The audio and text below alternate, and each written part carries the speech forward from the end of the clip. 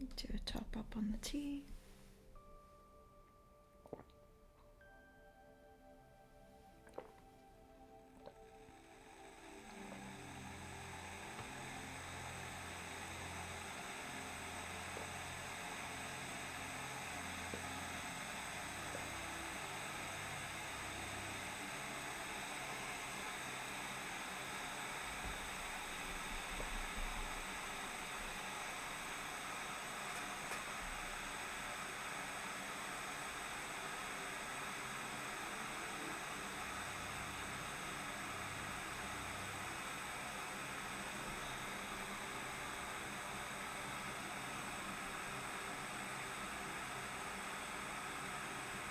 Hope my kettle isn't too loud.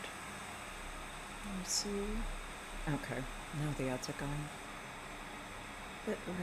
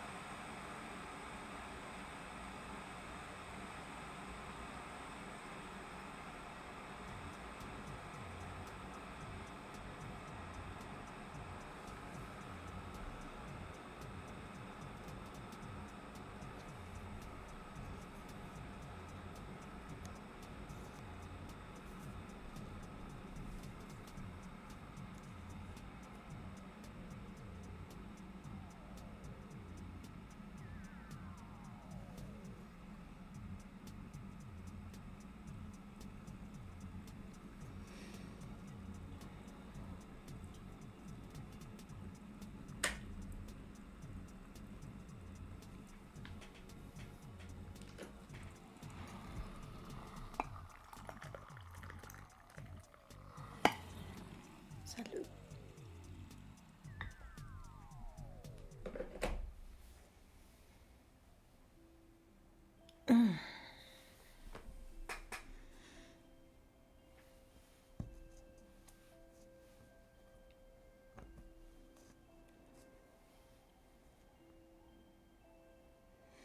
I'm already sneaking some pieces in before the pre-rolls finish. I would say sorry, but I'll do it again, so... Can't say sorry about something that you're gonna do again.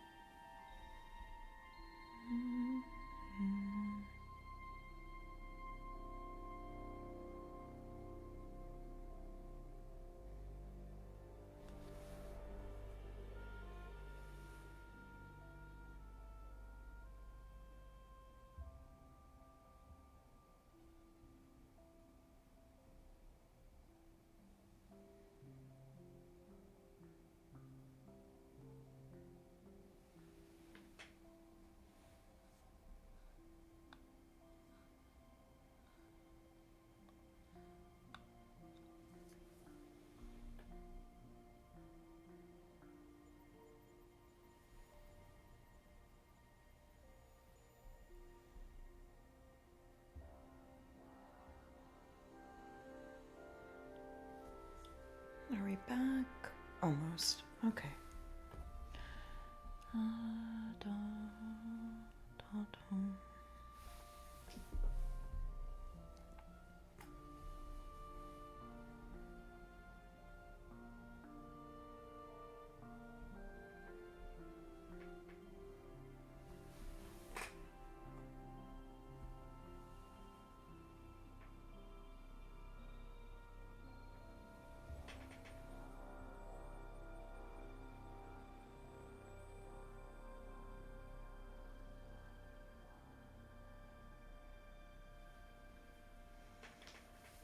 Okay, I think the pre-rolls are done, so I'm gonna get started.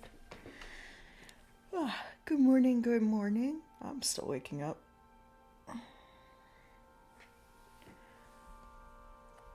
Hope everyone out there is having a lovely one. I went to my local book swap yesterday and I got a bunch of treasures.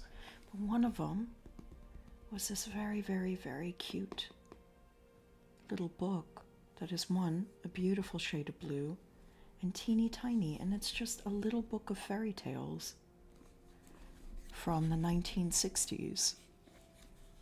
And that's the thing that I love about the local book swap, is that it has so many little treasures like this.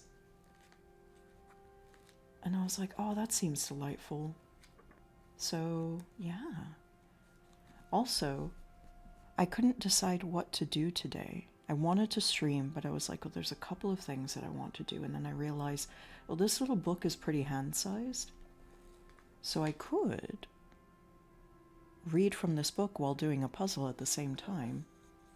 Hello there. Hi, Alan. I'm multitasking today. Look at the little book I found. Isn't that cute? I got it from my local book swap. Just a little tiny volume of Hans Christian Andersen fairy tales. It has a dust jacket, but because it's from the 1960s, I want to handle the dust jacket as, the dust jacket as little as possible. I can show you. As you can see, it's already kind of beat up a bit, and so I didn't want to hold it and get my hand oils more than I really needed to. But I will put it back on when I put it in my bookshelf. Yeah. That's a cute book. I know, it's just a little guy. Just a little guy of a book. But yeah, we're gonna see how multitasking works. And it's just gonna be a lot more lackadaisical. Some story reading, some puzzle solving, shifting between each. And yeah, just having a cozy and chill time to some chill tunes. So sit back, relax, and enjoy. Actually, I kind of want to get started with one of them. The tinderbox. Left, right, left, right. Down the country road came a soldier marching, left, right, left, right. He had his knapsack on his back and a sword at his side, for he had been at war, and now he was on his way home. But then he met an old witch on the road. Oh, she was ugly. Her lower lip hung right down on her chest. "Good evening, soldier," she said. "What a nice sword you've got, and a big knapsack. You're a proper soldier. Now I'll show you how to get as much money as you want." "Thank you very much, old dame," said the soldier. "Do you see that big tree over there?" said the witch, pointing to a tree nearby. "It's quite hollow inside. Now you must climb right up to it, and then you'll see a hole. Slip through this, and you'll come deep down into the tree. I will tie a rope around your waist so that I can haul you up again as soon as you give me a shout." There is a bar. Oh, see that big tree? That's Chat. Chat, you a big tree. You're a big tree. "But what am I to do on this tree?" asked the soldier. "Fetch money," answered the witch. "For mind you, when you get down to the bottom of the tree, you will find yourself in a large passage. It's quite light there, because hundreds of lamps are burning there. Next, you will see 3 doors. You can open them all right, for the key's in the lock. If you go into the first room, you will see in the middle of the floor a big chest with a dog sitting on it which has got eyes as big as teacups. But never you mind about that. I'll give you my blue check apron, and you can spread it out on the floor. Then go along quickly and lift off the dog and put it on my apron. Open the lid of the chest and take just as many pennies as you like. They're all copper, but if you would rather have silver, then you must go into the next room. There sits a dog with eyes as large as mill wheels, but never you mind about that. Put the dog down on my apron and help yourself to the money. And yet, if it's gold you want. You can get that too, as much as ever you can carry if only you go into the third room. But this time, the dog, which is sitting on the money chest, has 2 eyes, each one as big as the round tower. Something like a dog, I can tell you, but never mind you a bit about that. Just put the dog down on my apron, and then it won't do you any harm, and you can take as much gold out of the chest as you like. That doesn't sound at all bad, said the soldier, but tell me, old witch, what am I to give you? Because I expect you'll be wanting your share. No, said the witch, not a single penny will I take. You've simply got to bring me an old... Oh, thank you, Alan. Oh, and it went to Brave. Oh, thank you very much. Wait, oh, did you mess up? You point at me, I'm not going to HR. HR is going to award me $5 for your discretion. Haha, you fool. Who do you think commissioned HR? Oh no, what happened? Were you trying to sub for yourself, or... Oh, you missed the whole tirade? Okay, there you go. It's still morning. We're all waking up, don't worry.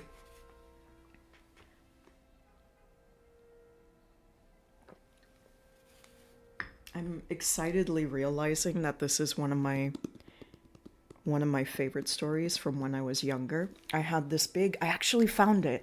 So I didn't find my copy, but I found online the exact copy of this giant, like 300-page anthology of fairy tales I had when I was super little. And I like read it back and forth over and over and over and over and over again.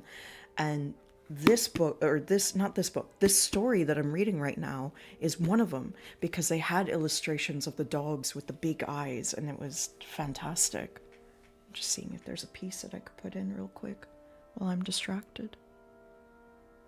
No? It's okay. We'll find one. In between the stories, I'll do little bits of puzzle solving.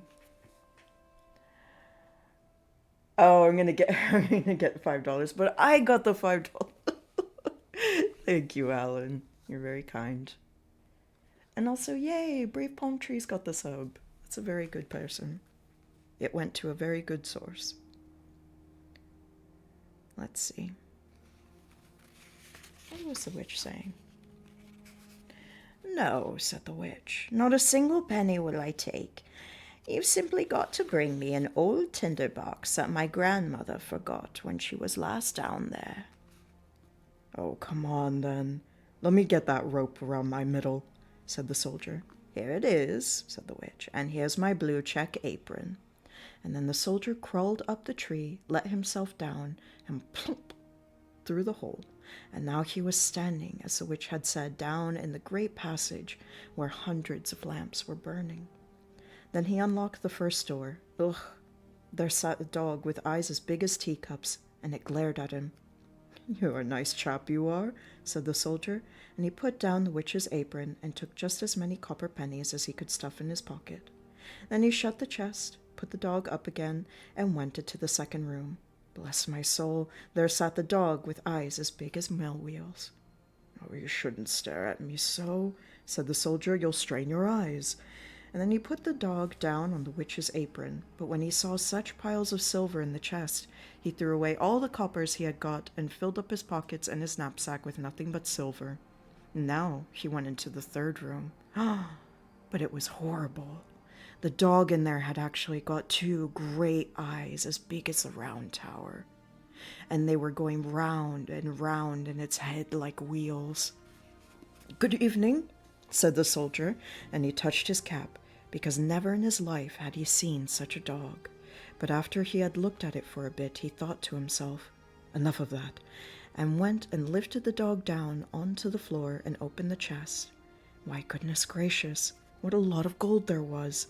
There was enough for him to buy the whole of Copenhagen, all the sugar pigs that the cake women sell, and all the tin soldiers and whips and rocking horses in the world.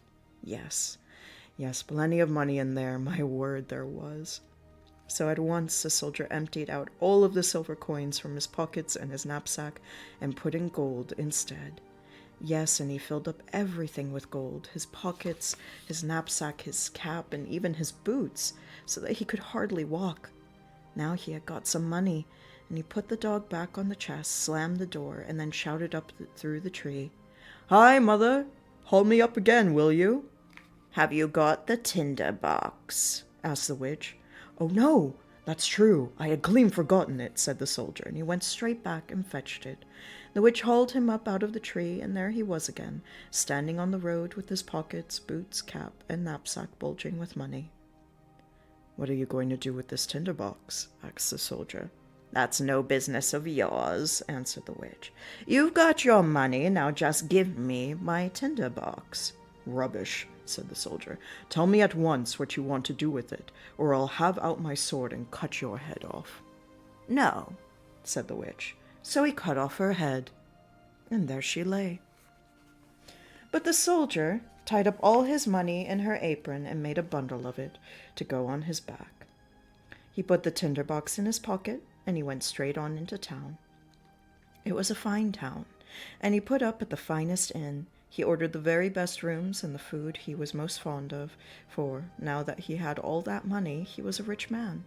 The servant who had to clean his boots thought, well, this was a funny old pair of boots for such a rich gentleman to have. But he hadn't yet bought any new ones. The next day, he went out and got some good boots and some really smart clothes. And now the soldier had become a quite fashionable gentleman, and they told him all about the sights of their town and about their king, and what a pretty princess his daughter was. "Where is she to be seen?" asked the soldier. "She just isn't to be seen," they all answered. "She lives in a big copper castle with lots of walls and towers around it. No one but the king is allowed to go to her there, because a fortune teller once said that she is to marry a common soldier, and the king doesn't like that at all." "My word, I should like to see her," thought the soldier, but of course he couldn't possibly get leave to. And now he lived a merry life. He was always going to the theater or driving to the park, and he gave away lots of money to the poor.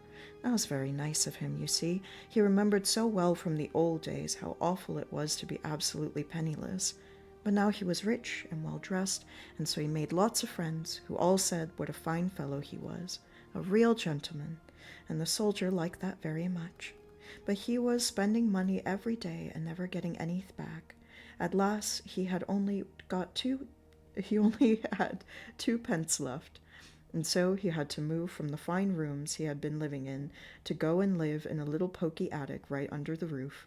He had to clean his own boots and mend them with a darning needle, and none of his friends ever came to see him, for there were such a lot of stairs to climb. One evening, when it was quite dark, and he couldn't even buy himself a candle, he suddenly remembered that there was a little bit of candle left in the tinder box that he had got for the old witch out of the hollow tree. So he fetched out the tinder box and a bit of candle, but just as he was striking a light and the sparks flew up from the flint, the door sprang open, and the dog he had seen down in the tree with eyes as big as teacups stood before him and said, "What are my lord's commands?" "I say," said the soldier, "this must be a queer sort of tinder box, if I can get whatever I want like that." "Bring me some money," he said to the dog, and then flick, away it went, and flick, here it was back again, with a large bag full of pennies in its mouth. And now the soldier realized what a splendid tinder box it was. One stroke brought before him the dog which sat on the chest with the copper money. 2 strokes, the dog with the silver, and 3 strokes, the dog with the gold. The soldier lost no time in changing back into the fine rooms and the smart clothes, and of course, all of his friends remembered him again at once and were tremendously fond of him. No, not there. Did the music stop? Wow, Grandma, your eyes are as big as teacups. Oh, it was supposed to loop. You were supposed to loop.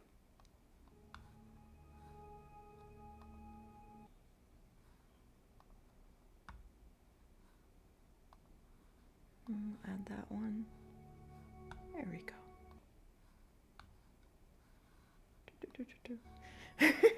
Grand Wolf, I detest you. Your eyes are as big as reservoirs. Thank you, Alan.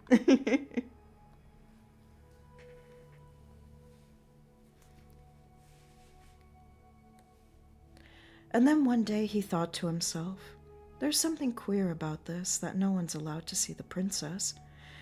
She's supposed to be so very lovely according to all those people, but what's good of that? She has to sit the whole time inside the copper castle, the one that has all of those towers.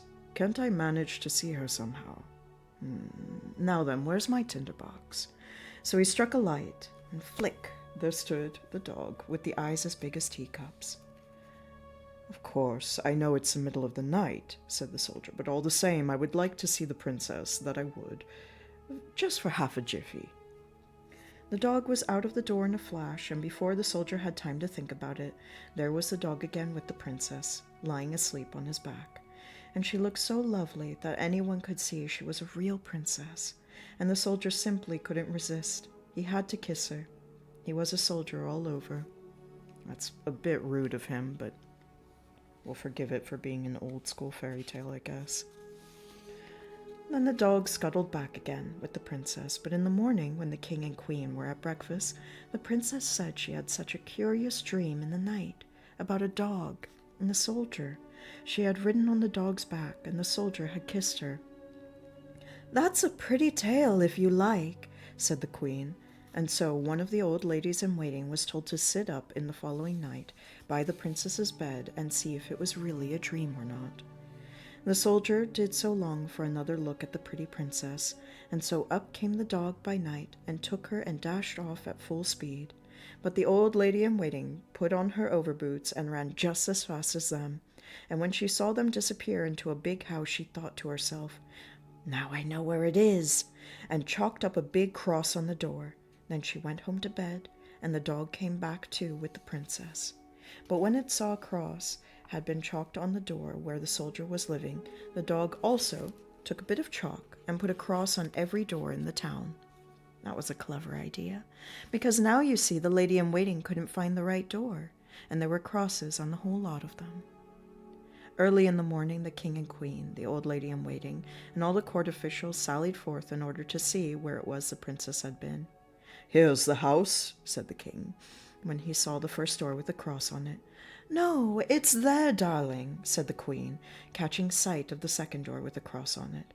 "But here's another, and there's another," they all kept saying. Whichever way they turned, there were crosses on the doors, so then they soon realized that it was no good searching any longer.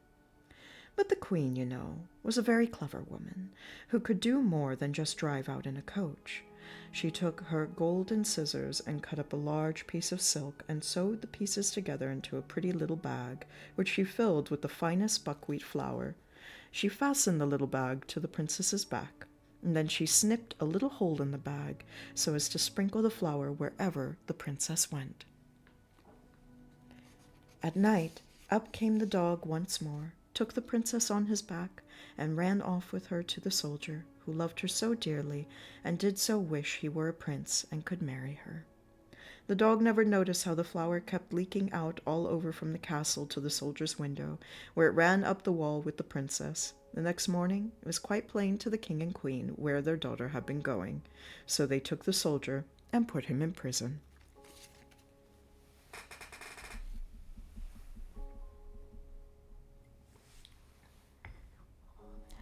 Which is, as we like to say in literary circles, an oopsie doodle.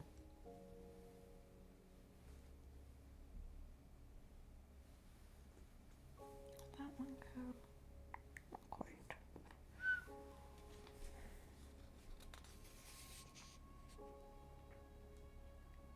There he sat.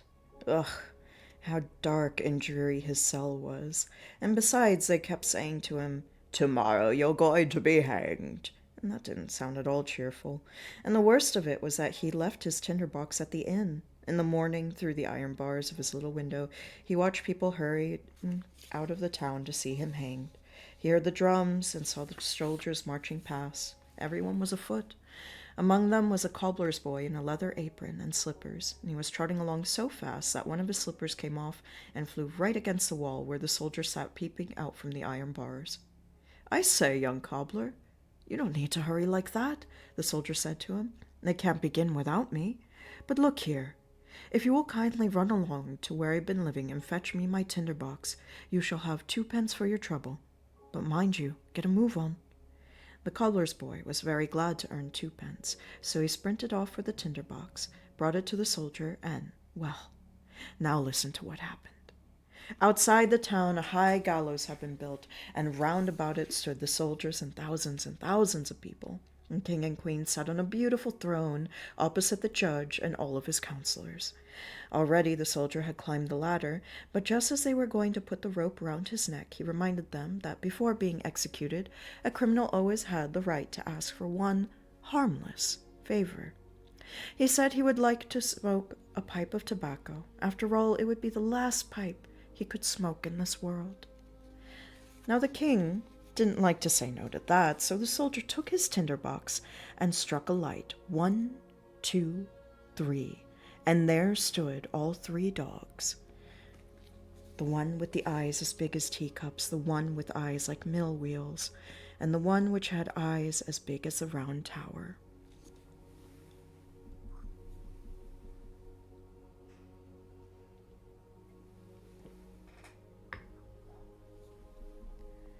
"Save me now from being hanged," said the soldier. And then the dogs flew at the judges and all the counselors and seized some by their legs and others by their noses and tossed them so high into the air that when they came down again, they were dashed to pieces. "I won't be tossed," said the king, but the biggest dog picked them both up, king and queen, and sent them hurtling after the others.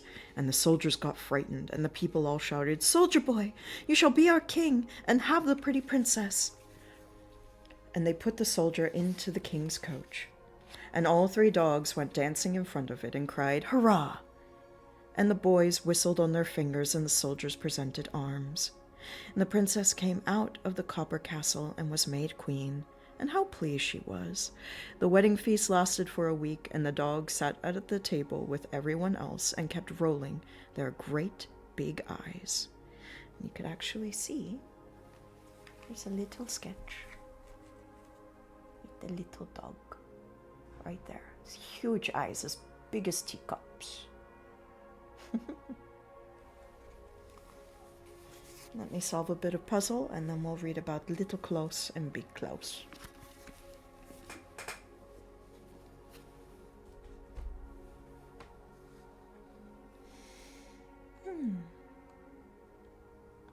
I forgot how nicely written the Hans Christian Andersen stories are. It's been a while. I love fairy tales.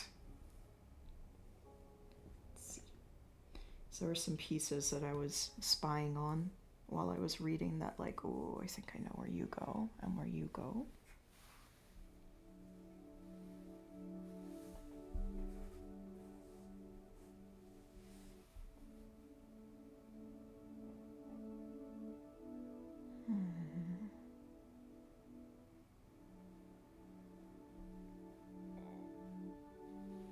But yeah, I hope everyone is having a nice calm morning. And if you're not, I hope that hanging out here for a little while can help. Because we're definitely all going through it right now. But we're all going through it together. So you're not alone. And we'll all pull through together.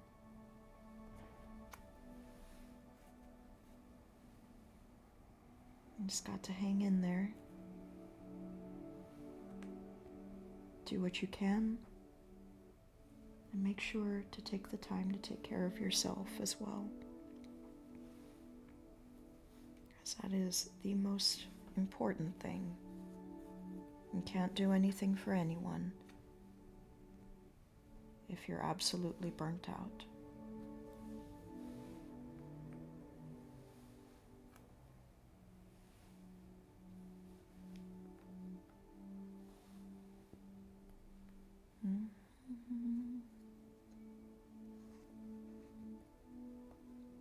As always, on puzzle days, I am sometimes a little bit slower to catch up on chat. So, feel free to chat away, and I'll catch up on it in due time. We're taking it nice and easy today.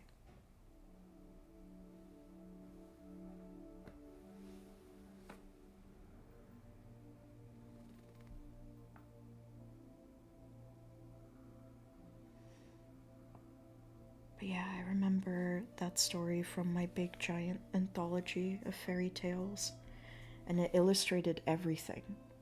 So it illustrated all the dogs, it illustrated all the different moments and things like that. It illustrated, and that's the one that I remember the most, is that it illustrated the big dog, the biggest one, carrying the princess on its back. And I think from there, I had such a fond ideal in my head of going to sleep next to dogs and on dogs.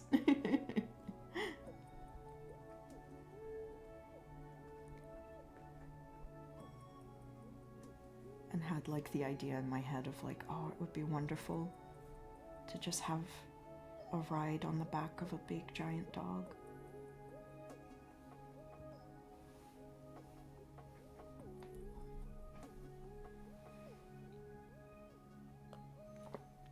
Good morning, Impy. Hope you're doing well today. Any new pancakes?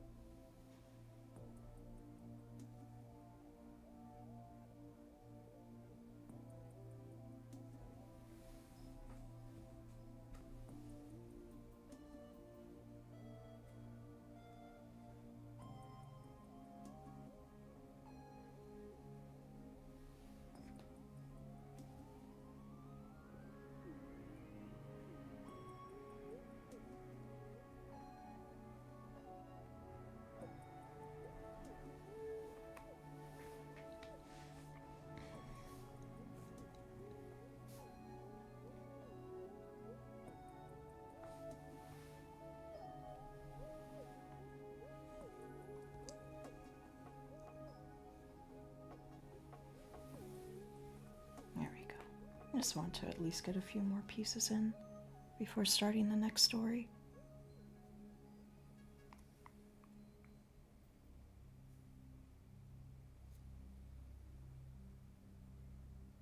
But this little book should have plenty for us to cover today.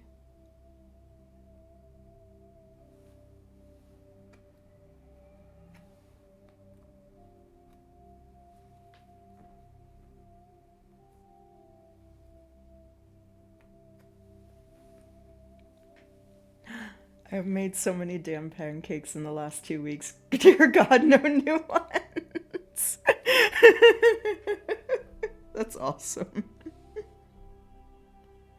If you have any favorite pancakes that you would like to share in the chat, please feel free to. I applaud all of your pancakes. It's a space mix, so it's playing through a bunch of different cozy songs from space-related games. But yeah, Stellaris is in here. There's a couple FTLs. Just a really nice cozy mix. And it felt like I was trying to find a cozy mix that wasn't too sleepy, and this felt like the right. Just right. Just right. You did try French toast focaccia. Oh, that sounds so good. That sounds so good. Alright. Let's try one more story before some more pieces. I kind of like the switching back and forth. My brain was all over the place today, and this is a nice way to accommodate that without losing any coziness. Also, it's a sticker that I got from one of my favorite activists I look up to and learn from the most. And it's true. Abolition is love. I'll leave that there. Ooh, look at this little drawing. Isn't that cute? It's of Little Klaus and Big Klaus. This book is so cute. God, I can't believe it was just sitting there in the swamp. How did nobody else pick it up? Little Klaus and Big Klaus. There were two men in one village who both had the very same name. They were both called Klaus. One of them owned 4 horses, the other only 1. And to tell them from each other, people called the man who had 4 horses Big Klaus, and the man who had only 1 horse Little Klaus.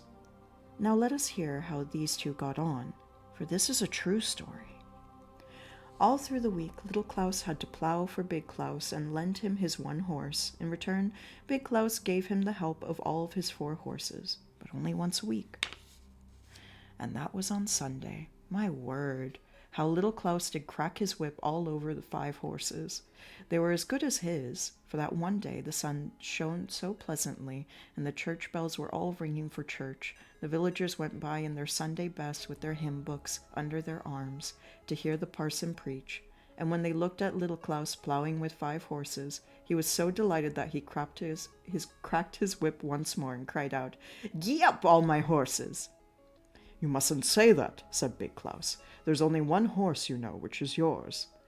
But when some more people went past on their way to church, Little Klaus forgot that he wasn't to say that, and he cried out again, "Gee up, all my horses!"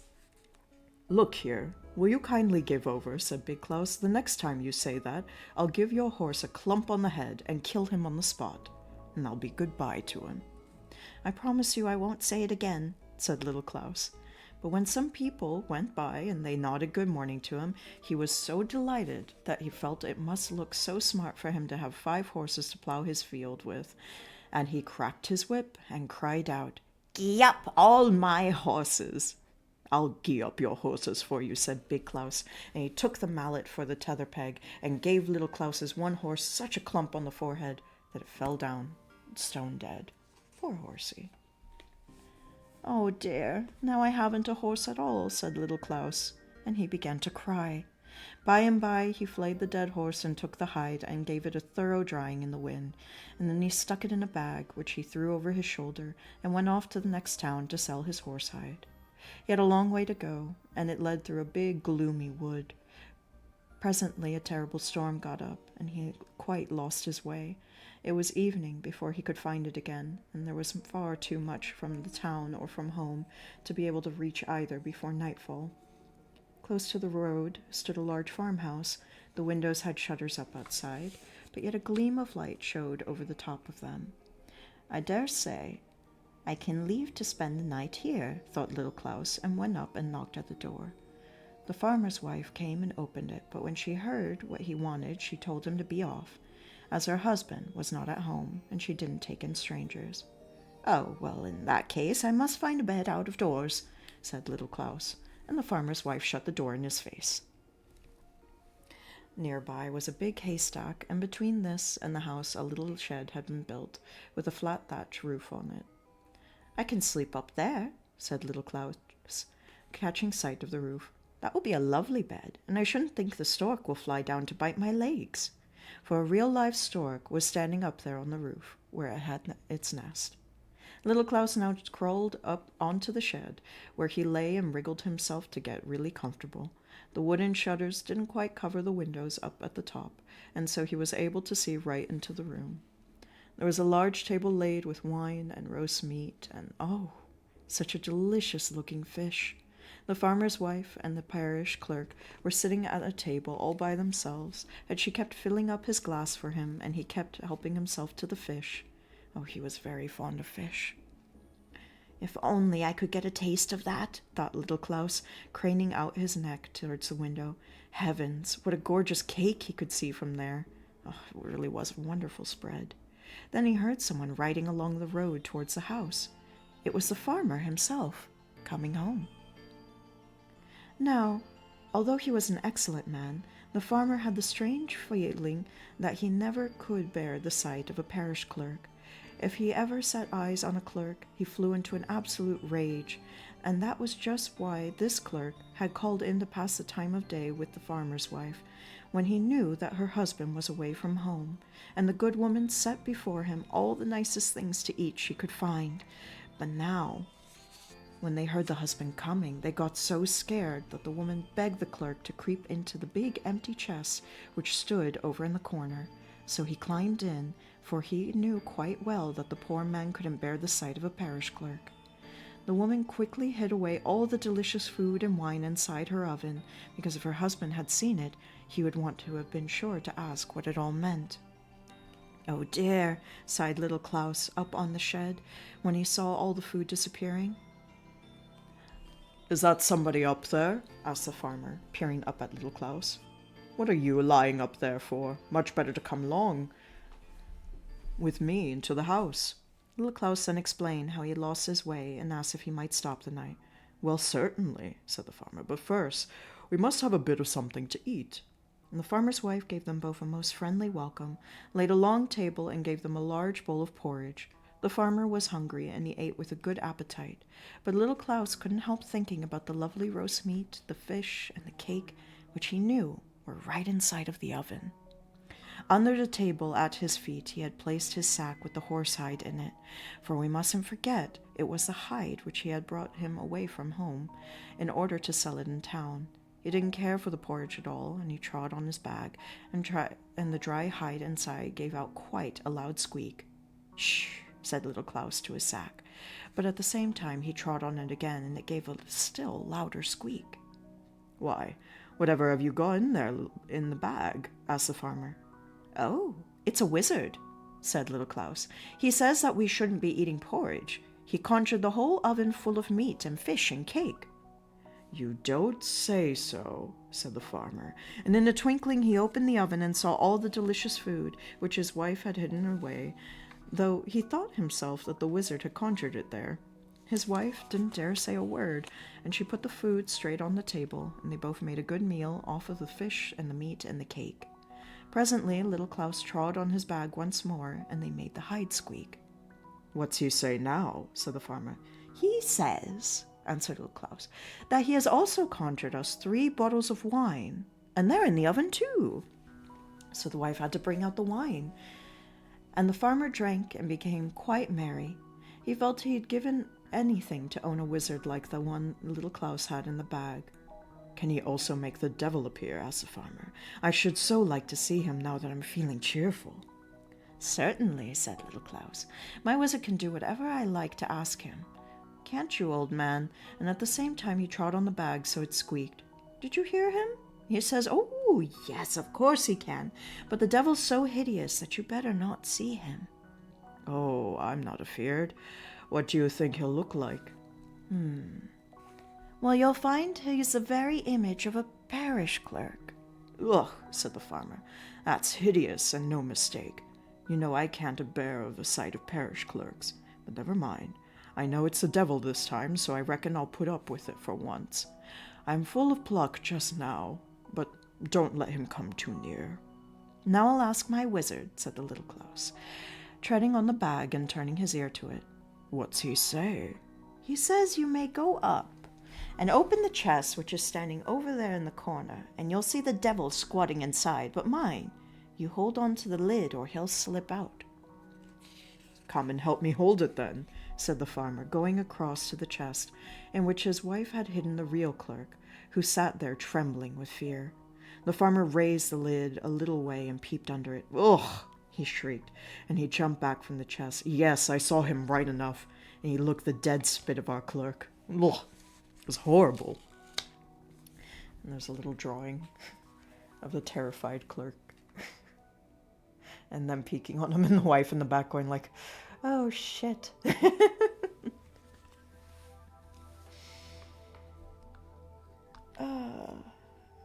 Scotch pancakes, 1 cup self-rising, 2, 3 Parmesan. Ooh. Oregano. So a savory pancake with roasted tomatoes and mushrooms. That sounds lovely. Oh, that's making me hungry. I hope they were very delicious.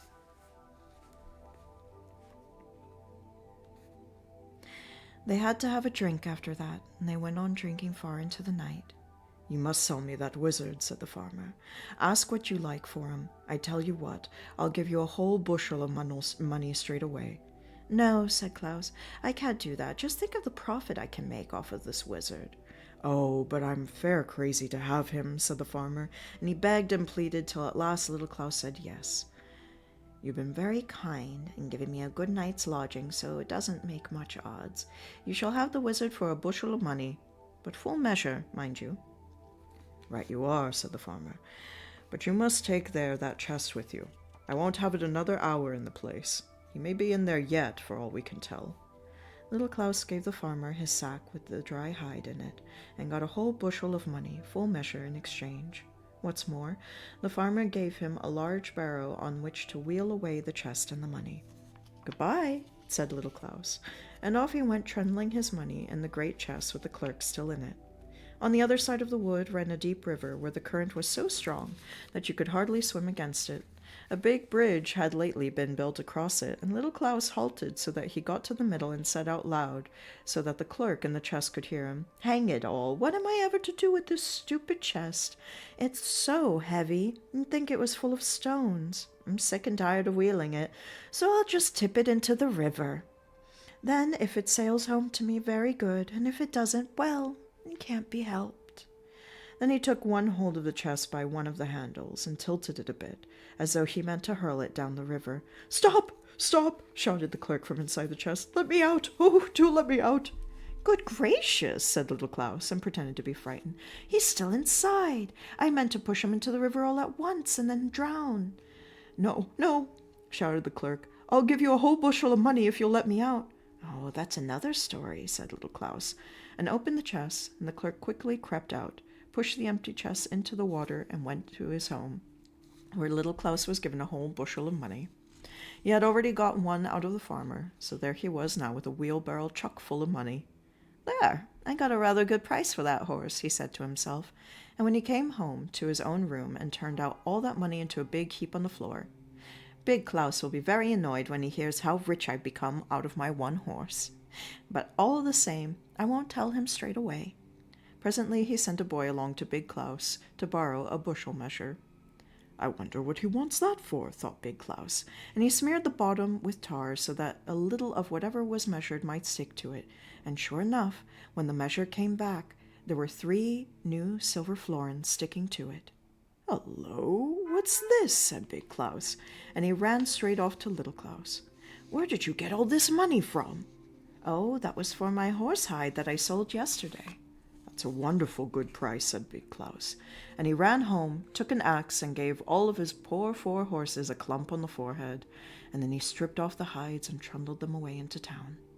"Hides, hides, who'll buy my hides?" he shouted through the streets, and all the shoemakers' tanners came running and asked how much he wanted for them. "A bushel of money apiece," said Big Klaus. "Are you mad?" they all asked him. "Do you suppose we all keep money in bushels?" "Hides, hides, who'll buy my hides?" he shouted again, but to everyone who asked him the price he answered, "A bushel of money." "He's trying to make a fool of us," they all said, and the shoemakers took their straps and the tanners their leather aprons and began to give Big Klaus a good beating. "Hides, hides," they mocked at him. "We'll give you a hide that'll bleed like a pig. Out of the town with him," they shouted, and Big Klaus had to bolt for his life. He'd never had such a drubbing. "All right," he said, and when he got home, "Little Klaus shall pay for this. I'll beat his brains out." But at Little Klaus's home, his old grandmother had just died. It's true, she had always been very cross and unkind to him. Still, he was very much grieved, and took the dead woman and laid her in his own warm bed, to see if he couldn't bring her to life again. She was to lie there all night, while he himself would sit over in the corner and sleep on a chair. It wouldn't be the first time he had done that. During the night, as he was sitting there, the door opened and Big Klaus came in with an axe. He knew quite well where Little Klaus's bed was. Interesting. So he went straight up to it and, thinking the dead grandmother was Little Klaus, gave her a great clump on the forehead. "There now," he said, "you're not going to make a fool of me again." And he went back home. What a very wicked man, said Little Klaus to himself. It's clear that he meant to kill me. Anyway, it's a good thing for the old dame that she was dead already, otherwise he would have taken her life. And now he dressed up the old grandmother in her Sunday clothes, borrowed a horse from his neighbor, harnessed it to the cart, and set up the old grandmother in the back seat so that she couldn't fall out when he drove faster, and went away. They bowled through the woods. By sunrise, they were outside a large inn where Little Klaus drew up and went inside to get something to eat. The landlord of the inn had plenty of money and was very a kind man too, but he was hot-tempered, as if he were full of pepper and snuff. "Good morning," he said to Little Klaus. "You're out early today in your best clothes?" "Yes," said Little Klaus. "I'm off to town with my old grandmother. She's sitting out in the cart. I can't get to her to come in here. Will you take her a large glass of honey wine? But you must speak rather loud, for she's a bit deaf." "Right you are," said the landlord, and poured out a large glass of honey wine, which he took out with him to the dead grandmother, who was propped up in the cart. "Here's a glass of honey wine from your grandson, lady," said the landlord, but the dead woman never said a word, nor moved a muscle. "Can't you hear?" cried the landlord at the top of his voice. "Here's a glass of honey wine from your grandson." Once more he shouted it out, and yet again after that, but she never stirred. He once lost his temper and threw the glass right into her face, so that the wine ran down over her nose, and she toppled over backwards into the cart, for she was only propped up and not fastened in. "Hi, what's this?" cried Little Klaus, rushing out and seizing the landlord by the throat. "You've been and killed my grandmother. Just look, there's a big hole in her forehead." "Oh dear, that's a bit of bad luck," cried the landlord. "That's a bit of bad luck." "Oh, I killed your grandmother. That's bad luck." Wringing his hands. "That all comes of my hot temper. Dear little kind Klaus, I'll give you a whole bushel of money and bury your grandmother as if she were my own, if only you'll not say a word, otherwise they'll cut off my head, and that is so disagreeable."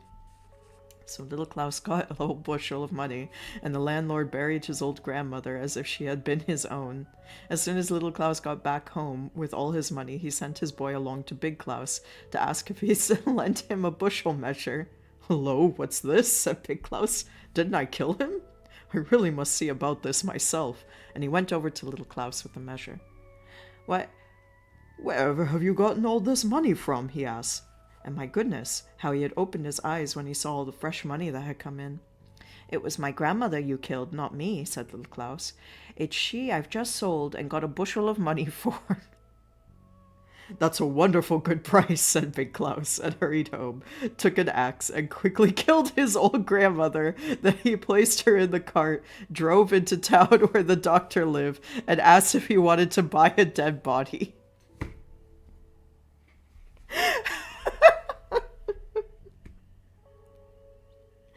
God, that's so dark. "Whose is it, and where did you get it?" asked the doctor. "It's my old grandmother," said Big Klaus. "I killed her to get a bushel of money." "Good gracious," said the doctor. "You don't know what you're saying. Don't go babbling like that, or you may lose your head." And then he told him frankly what a dreadfully wicked thing he had done, and what a bad man he was, and he ought to be punished. This made Big Klaus so frightened that he rushed straight out of the surgery and into the cart, whipped up the horses, and made for home. But the doctor and the rest of them were so thought he was mad, and so they left him to drive where he liked. "You shall pay for this," said Big Klaus, once he was out on the high road. "Yes, you shall certainly pay for this, Little Klaus." And as soon as he got home, he took the biggest sack he could find, went along to Little Klaus and said, You've been and fooled me again. First I killed my horses and then my old grandmother. It was your fault both times, somehow, even though I was in charge of my own actions. This is your fault. But you shan't fool me any more." And he caught hold of Little Klaus by the waist, thrust him into the sack, slung him over his shoulder, and called out to him, "Now I'm going to take you out and drown you." There was some distance to go before he came to the river, and Little Klaus was no light weight to carry. The road went past the church, and the sound of the organ playing and the people singing was so beautiful that Big Klaus put down his sack with Little Klaus inside it, near by the church door, and thought it would be nice to go in and listen to a hymn first before he went any further. Little Klaus couldn't possibly get out, and everybody was in church, so in he went. "Oh dear," sighed Little Klaus. Inside the sack he wriggled and wriggled, but he couldn't possibly manage to get out of the string unfastened. Just then an old cattle drover came up. His hair was as white as chalk, and he leaned on a big stick. As he drove a whole herd of cows and bullocks in front of him, these ran up to the sack in which Little Klaus was sitting and overturned it. "Oh dear," sighed Little Klaus, "I'm so young to go to heaven." "Oh, poor me," said the drover. "I'm so old that I can't get there."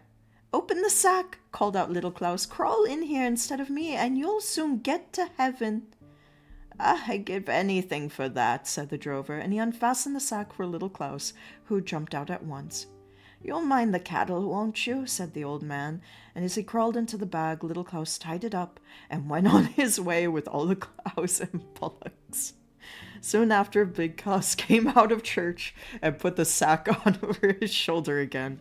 Sure enough, he noticed that it seemed lighter, for the old drover wasn't more than half the weight of Little Klaus. "How light he's become! No doubt it's because I've listened to a hymn." Like that in Big Klaus's mind. He went to church, he listened to a hymn, and that gave him more strength to go and murder his neighbor.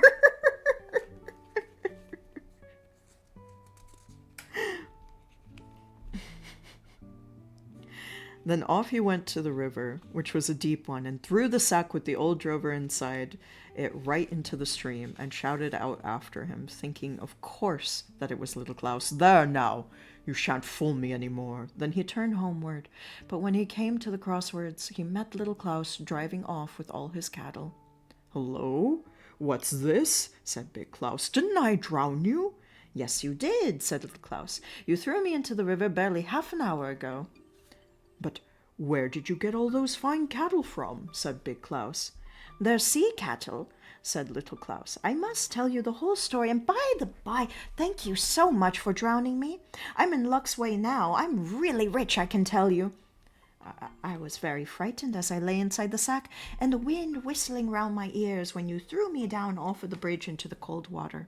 I sank straight to the bottom, but I didn't get hurt myself, because down there grows the finest, softest grass, and as I came down on this, the bag at once opened, and the most lovely girl dressed in pure white with a green garland on her wet hair took my hand and said, 'Is that you, Little Klaus? Here are a few cattle for you to go on with. For about 4 miles further up the road there's another drove of them, which I'll make you a present of.' Then I could see that the river was a great high road for the sea people. Down there at the bottom they walked and they drove out of the sea, and then right away inland to where the river rises. It was beautiful, delightful down there, what with the flowers and the freshest grass, the fishes swimming all about in the water, fipsh, and darting past my ears as birds do in the air up there. What fine folk they were, and the cattle to be met along with the hedges and the ditches." "But why have you come up to us again in such a hurry?" asked Big Klaus. "I wouldn't have done that if it was so beautiful down there." "Ah, but that's just where I've been rather cunning," said Little Klaus. "You remember I told you that what the sea maiden said, and that about 4 miles further up the road, and by the road, of course, she means the river, as she can't go anywhere else, there's another drove of cattle waiting for me. Well, I know how the river keeps winding in and out. It would be a very roundabout way, you know, so if you can do it, it's much shorter to come up on land and drive straight across to the river again. You see, I save almost half the distance that way and get to my sea cattle more quickly." "Oh, what a lucky man you are," said Big Klaus. "Do you think I shall get some sea cattle too, if I go down to the bottom of the river?"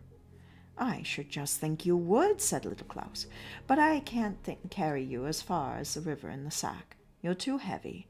If you will go there yourself and then crawl into the bag, I'll throw you into the water with the greatest of pleasure." "Thanks very much," said Big Klaus. "But if I don't find any sea cattle when I get down there, I'll give you such a beating, I'll tell you." "Oh, no, don't be so cruel." So they went off to the river, and the cattle were thirsty, and they saw the water. They trotted off as fast as they could go so they could get down and have a drink. You can see all the little cattle and all the terrible things that will soon happen to Big Klaus. "Look what a hurry they're in," said Little Klaus. "They're longing to get down to the bottom again." "Yes, but help me first," said Big Klaus, "or you'll get your beating." And then he crawled into the big sack, which had been lying across the back of one of the herd. "Better put a big stone in, or else I'm afraid I mayn't sink," said Big Klaus. "Oh, I expect you'll sink all right," said Little Klaus. Still, he put a big stone in the sack, tied the string tight, and gave it a good push. Plump! There was Big Klaus out in the river, and he sank straight to the bottom. "I'm afraid he won't find his cattle," said Little Klaus, and drove off home with what he had. The story was a little fucked up. It's delightful. That was delightful. We have an ad break starting in a bit. Standard video game stuff. Buffed to murder for going to church. Got a +1 strength. -5 int. Ooh, big stretch. Okay, I'm going to do some puzzle solving. And we'll pick up another story again after the next ad break.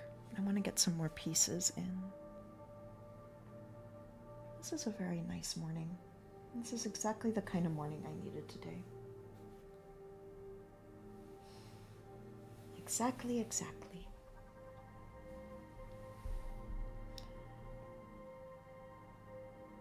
And yeah, anyone that came in later today, we're reading from a book of fairy tales that I picked up at a book swap. Isn't it cute? It's a book of Hans Christian Andersen fairy tales from the 1960s that I found there. And for anyone that's like, what's a book swap? Well, I'm lucky enough that in my neighborhood I have a beautiful library that I utilize a lot. But we also have, and I've actually read a book on stream from the library as well. The Little Prince book that I had and read from was from my library. But we also have a large, very, very healthy and robust book swap.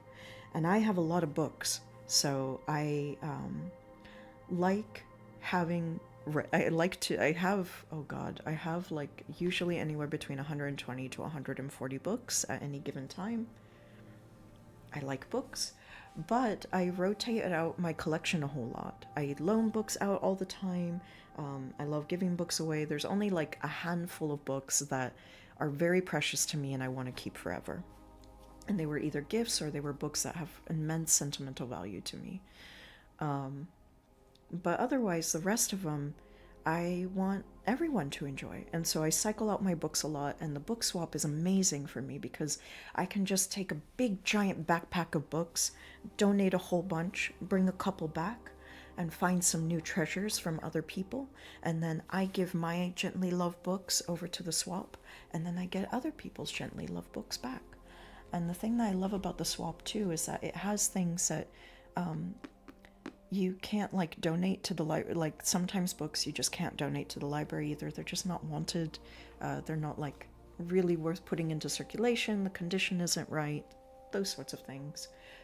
If I have a really, really good book, then I'll donate those to the library. But most of the time my books are kind of pretty well worn, especially because I like getting books secondhand. But things that I love is that sometimes you can find like little cards, little notes, little pieces of evidence of the people that owned the book last.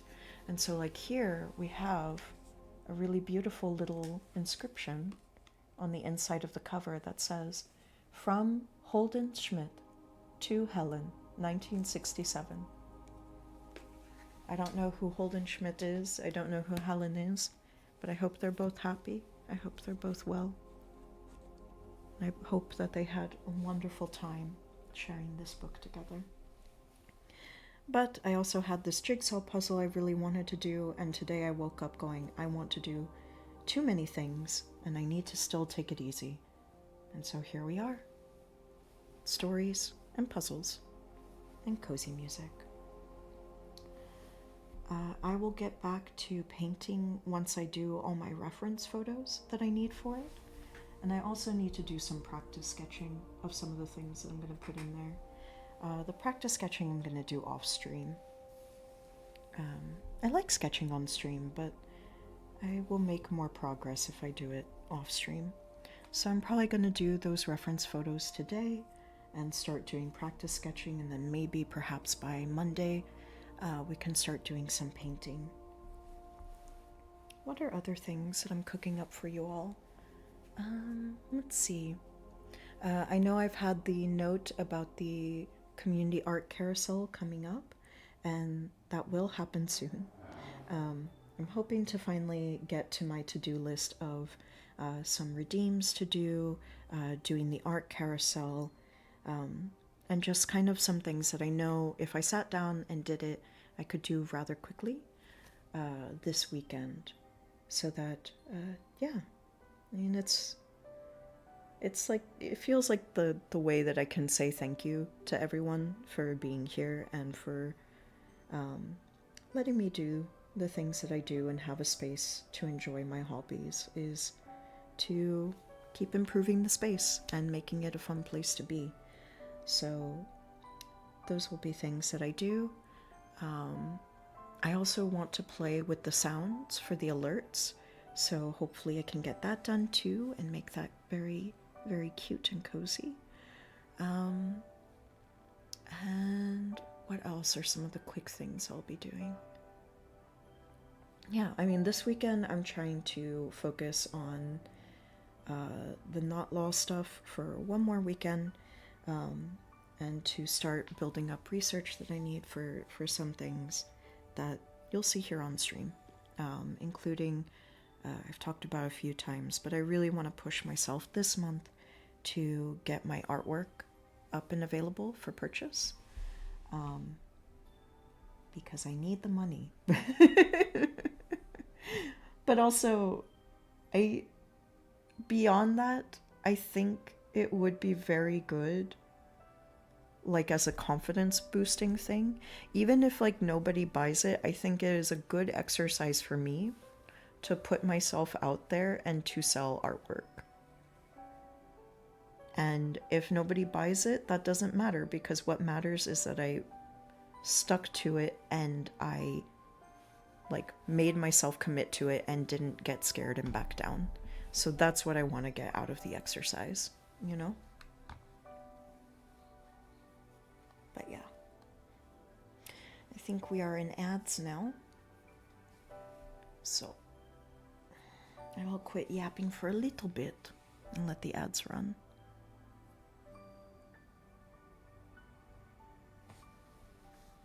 This is still space music. Oh yeah.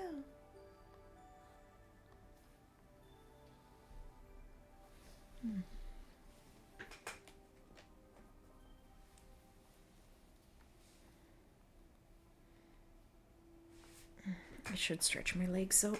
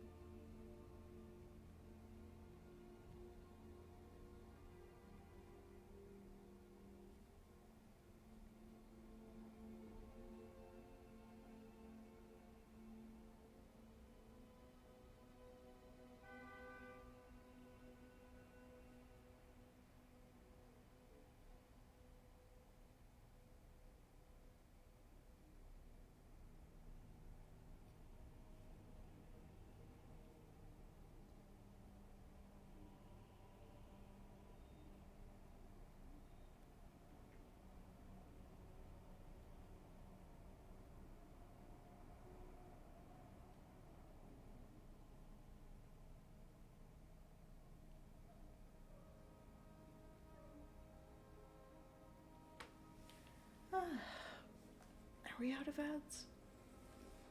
See, it doesn't... The timer is, like, never there anymore. Ugh. I'll just keep solving for a little bit. Stand up. I should stand up. We'll see. We'll see.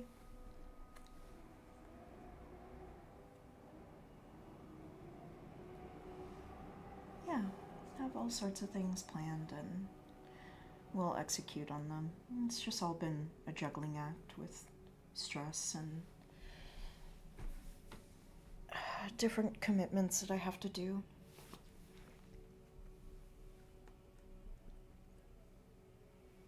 I do have also cooking poetry nights. So I'm thinking maybe next week I do short morning streams with evening reading streams of poetry, and like both just being little 2-hour bops, maybe, or like little 3-hour bops. Not every day, just like on Monday and Friday, and then on Wednesday we can do some games just to break it up a little bit.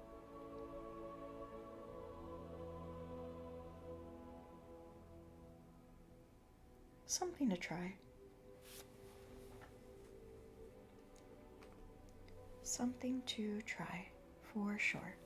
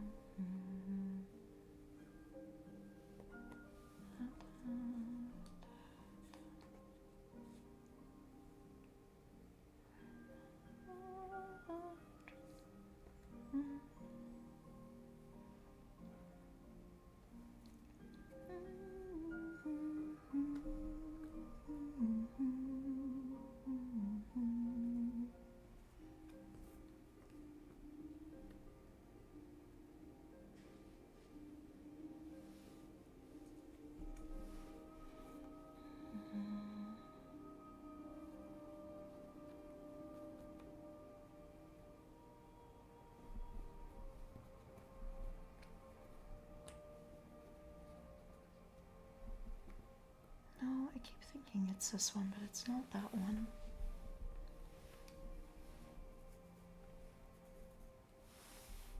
You're not an ads? Okay.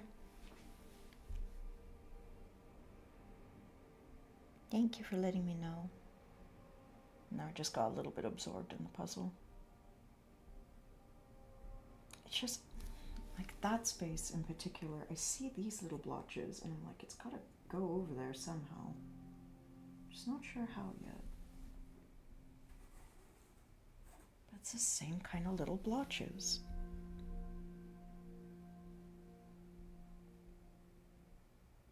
And like this piece should stand out like a sore thumb, and yet,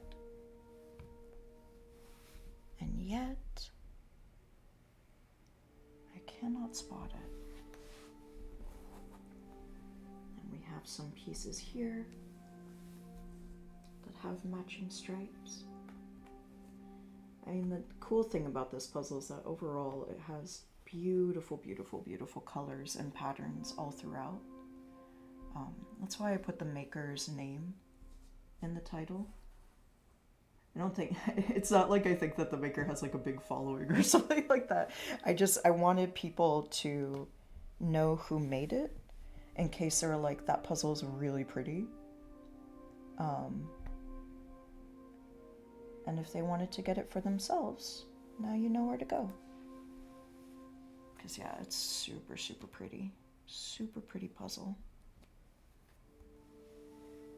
Super beautiful puzzle.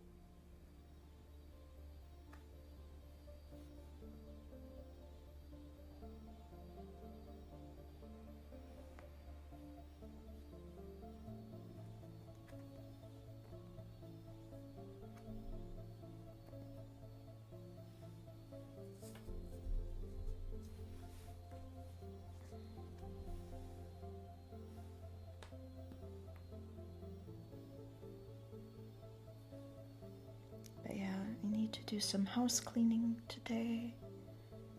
And if all goes well there, and my energy doesn't tap out too fast. Now my iron levels have been a bit low. It's my fault though, I keep forgetting to buy iron supplements. So next time, once my budget allows it, which should be very soon, I am making sure to buy iron supplements ASAP well before my next period so that I don't have that issue again. I mean, the pain will still be there, but I won't at least feel that like kind of anemic faint.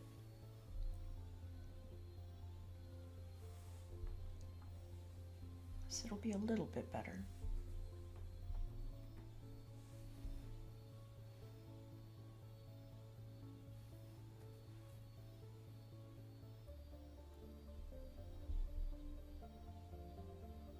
And this is gonna go maybe over there.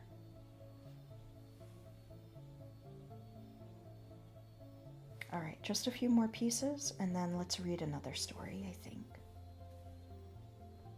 Sound good?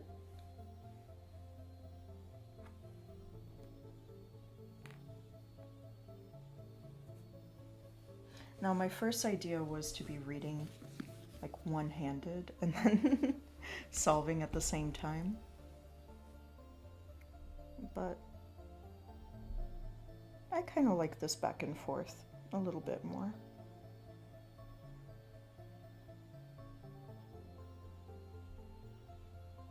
I don't know if it's a good viewing experience, but it's just what I wanted to do this morning. I was like, it's not going to be bad. It'll be cozy.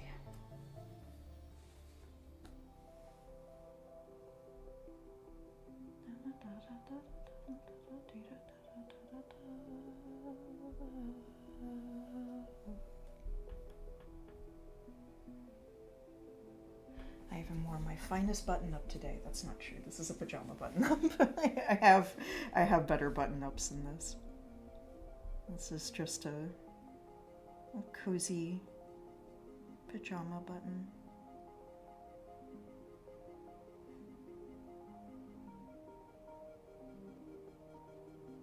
That would be cute though, to get all dressed up for stream.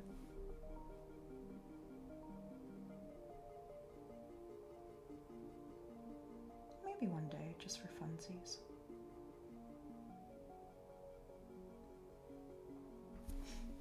And you.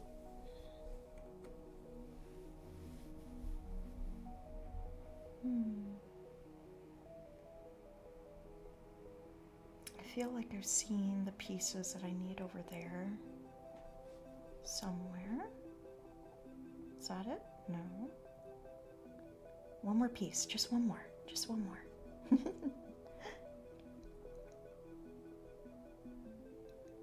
Just one more piece.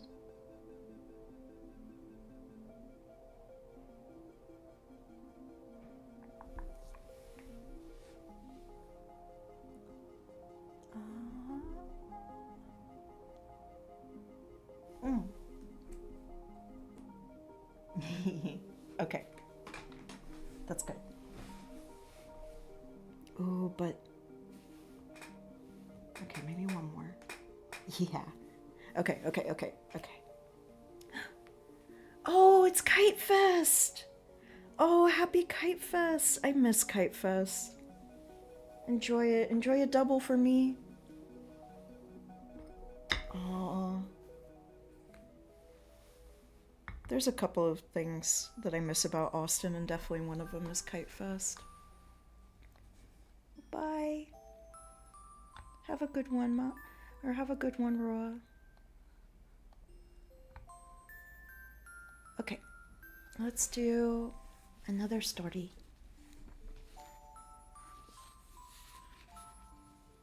This is actually a pretty good song for it. And we have another little lovely illustration. And we're going to read a classic, The Princess and the... I mean, they're all classics, but this one is one you all might be familiar with. Which is The Princess and the Pea.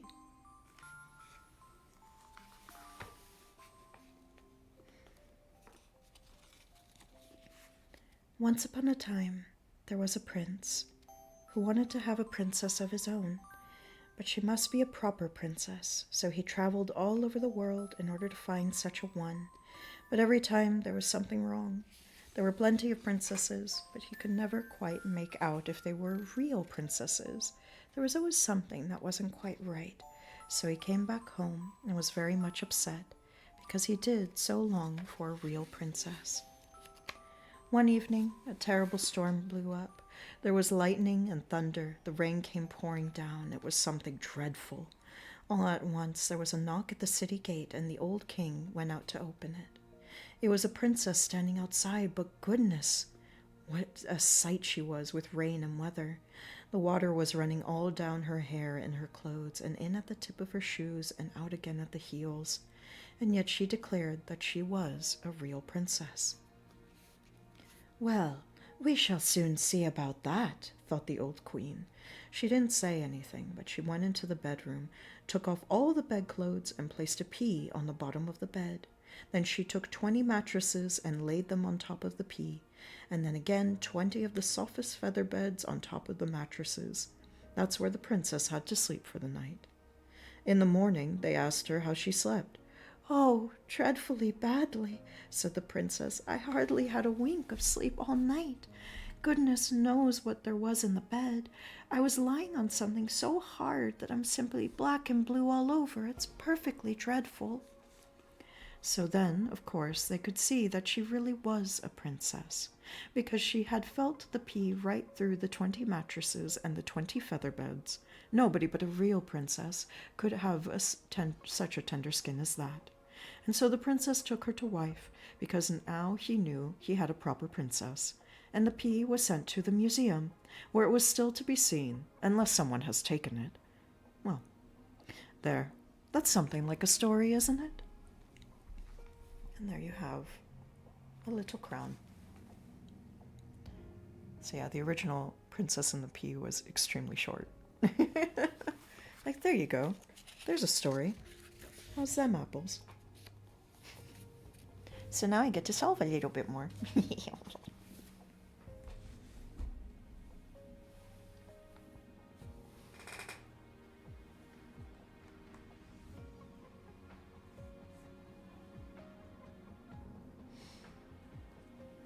I'm also considering, so yes, I want to do poetry nights. I'm considering doing a poetry redeem.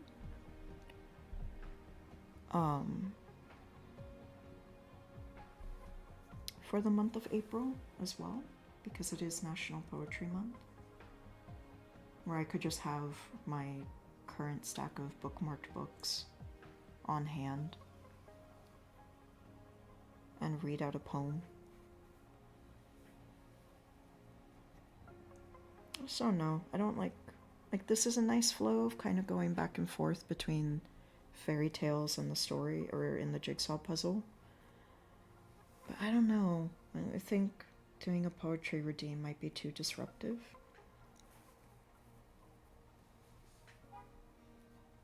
If not for anybody else, it might be too disruptive for me. Like, it might jog my brain a little bit too much. I don't know how to explain that better, but some of you may understand what I mean. I'm pretty good at task switching and multitasking, but sometimes some activity flows just don't mesh with each other. And I could see, like, if I was playing a video game, maybe that would be disruptive, but I don't know. But yeah, especially for, what's it called? Wednesday. So yeah, I'm thinking Monday and Friday. And again, these are always tentative, depending on health. I'm thinking Monday and Friday, doing art in the mornings in a shorter stream than usual. So working on the painting that we started yesterday. And then in the evenings doing poetry reading for next week. And then we'll figure it out week by week. And then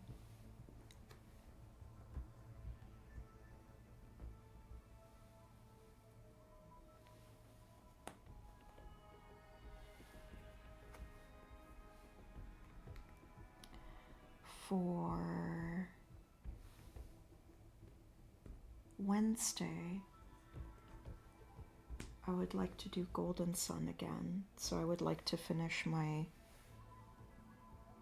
off-stream grinding, which is me just getting any stuff that's not plot relevant. So there's like little secrets and little things that I missed, and some of the gin I missed as well.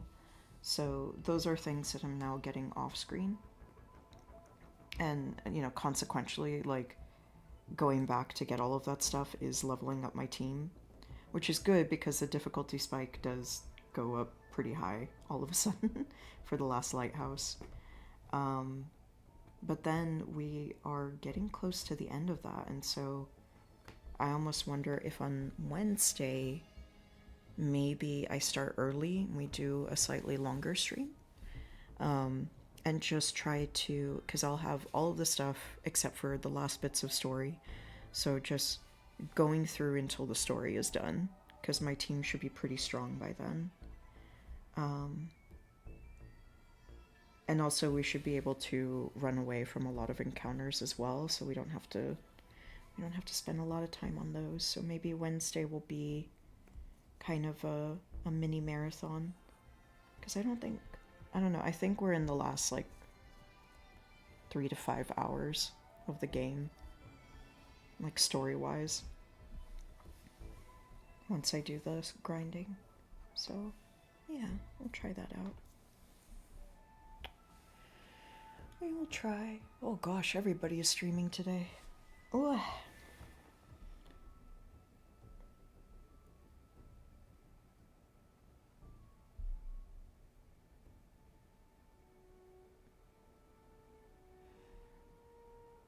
Yeah, I saw the amount of people streaming today and I was like, oh, I still want to, because I want to do these things. But yeah.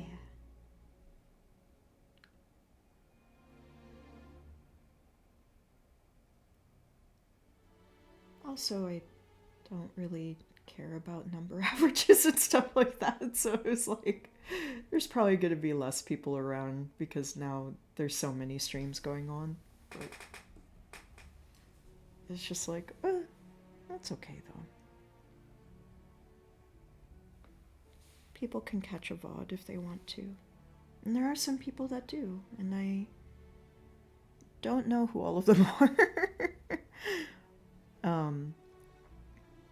I just know that there are people that do catch my VODs, and I am starting to export videos to the YouTube channel, so that's something that I also have on the docket for the weekend, is just getting those queued up.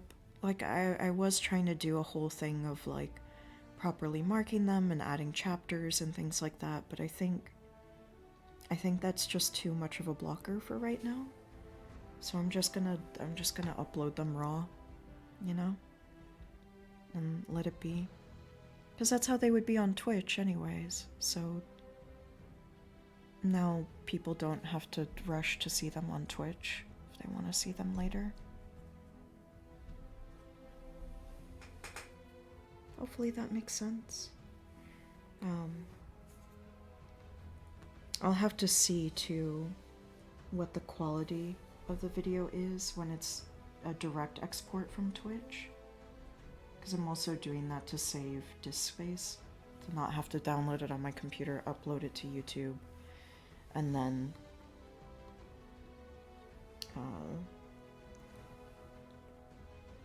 delete it from my computer again, and only being able to do that with so many videos at a time. So the direct exporter should be really handy, but if the quality is awful, then I'll have to figure out something else, because I don't want it to be crappy either for folks. If folks are taking the time to spend time with me either in the present or in the future, no, I want them to have a good time.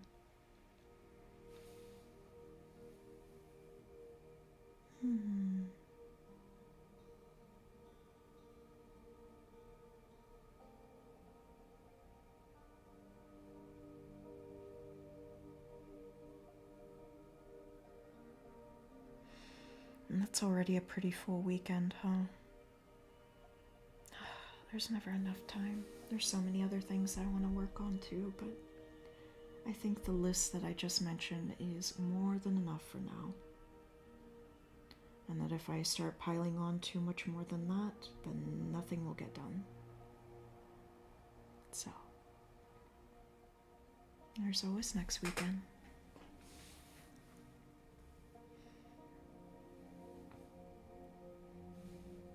And if I plan out my time around job searching well, then there'll be time in the week to do some fun stuff too.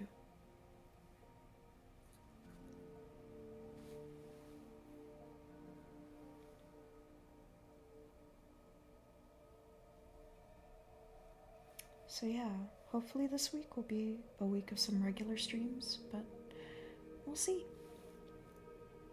We'll see how it goes. And I thank all of you for being patient and understanding of me not having a regular schedule. Possibly never having a regular schedule. It's more like there are times of the week where the chances are higher of there being a stream from me. It's more of a probability thing than a schedule.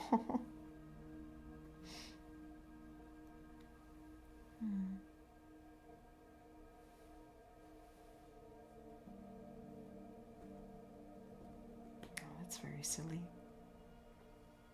Okay. Time for another story? I think so.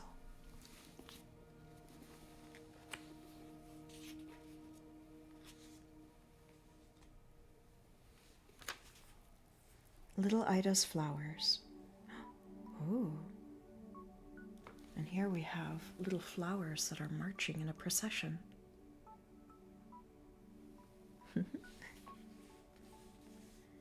My poor little flowers are quite dead, said little Ida. Yesterday evening they were so pretty, and now their leaves are all drooping. Why is it? She asked of the student who was sitting on the sofa. She was very fond of him, because he knew the most lovely stories and could cut out such amusing pictures, hearts with little dancing ladies inside them, flowers, and great castles with doors that opened. He was a very jolly student. Why do the flowers look so unwell today? She asked once more, pointing to a whole nosegay that was quite withered. Ah, don't you know what's the matter with them? Said the student. The flowers were at a dance last night. That's why they're hanging their heads. But flowers can't dance, said little Ida. Can't they? Said the student.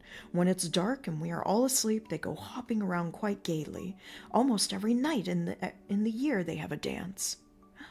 Are children allowed to join in? Certainly, said the student. Tiny little daisies are allowed to, and lilies of the valley. Where do the loveliest flowers dance? Asked little Ida. You've often been out of town, haven't you, to look at all the beautiful flowers in the garden of the great castle where the king lives in the summer? Then you must have seen the swans which swim up to you, which you offer them breadcrumbs. There are wonderful dances out there, I can tell you. I was out in that garden yesterday with my mother, said Ida, but the leaves were all off the trees and there wasn't a single flower left. Where are they? I saw so many there last summer. They're inside the castle, said the student. You see, directly the king and all his court came back into town, and the flowers at once ran up from the garden into the castle to make merry. You should just see them. The two finest roses go and sit on the throne, and they are king and queen, and all the red coxcombs line up on both sides and bow. And there are gentlemen in waiting, and they all come in all the prettiest flowers, and there is also a grand ball. The blue violets are young naval cadets, and they dance with the hyacinths and crocuses, whom they call Miss. The tulips and the large yellow lilies are old dowagers who keep an eye on the dancing and see that everyone behaves. But look here, said little Ida. Isn't there anyone to scold the flowers for dancing at the king's castle? Nobody really knows what's going on, said the student. Sometimes, it's true, the old castle steward, who is on watch there, comes along at night with his great bunch of keys, but as soon as the flowers hear the keys rattle, they don't make a sound, but hide behind the long curtains and poke their heads out. I can smell flowers in here, says the old steward, but he can't see them. What fun, said little Ida, clapping her hands. But shouldn't I be able to see the flowers either? Oh, yes, said the student. You must just remember next time you go out there to peep in at the windows, and you'll be sure to see the yellow flowers. I did today. I saw a young yellow daffodil lolling on the sofa and pretending she was a maid of honor. Can the flowers in the botanical garden go out there too? Can they go all that way? Rather, said the student, because they can fly if they want to. You've seen lots of pretty butterflies, haven't you? Red ones and white ones and yellow ones. They almost look like flowers, don't they? They were flowers once, but then they jumped off their stalks high into the air and kept flapping their petals as if they were little wings, and away they flew. And as they behaved nicely, they got to leave to fly about by day as well. They didn't have to go back and sit still on their stalks. And so at last their petals grew into real wings. You've seen that, of course, yourself. All the same, it's quite possible that the flowers of the botanical garden have never been out to the king's castle, and that they have no idea of the fun that goes on there at night. Well now, I'm going to tell you something which will quite astonish the professor of botany who lives close by. You know him, don't you?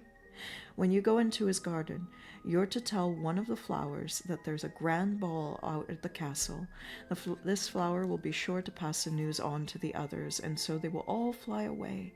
Then, if the professor walks out into his garden, there won't be a single flower left, and he won't have the slightest idea what has become of them. But how can all the flowers tell the others about the ball? Flowers can't talk, can they? No, not exactly, answered the students. But they do it by signs. Surely you've noticed them. When it's a bit windy, how the flowers keep nodding and fluttering their green leaves. That means as much to them as if they talked. Does the flower understand their signs, then? Asked Ida. I should just think he does. Why, one morning he went into his garden and saw a great stinging nettle making signs with its leaves to a lovely red carnation.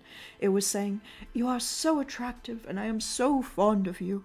But the professor can't bear that sort of thing, and at once he wrapped the stinging nettle over its leaves, for there are its fingers. But in doing so, he stung himself, and ever since he has always been afraid to touch a stinging nettle. What fun, said little Ida with a laugh. Fancy filling a child's head with such rubbish, said the grumpy old chancellor, who had come by to pay a visit and was sitting on the sofa. He never could bear the student, and always got cross when he saw him cutting out those cosmic figures which were so amusing. Sometimes it was a man hanging from a gibbet with a heart in his hand because he was a stealer of hearts.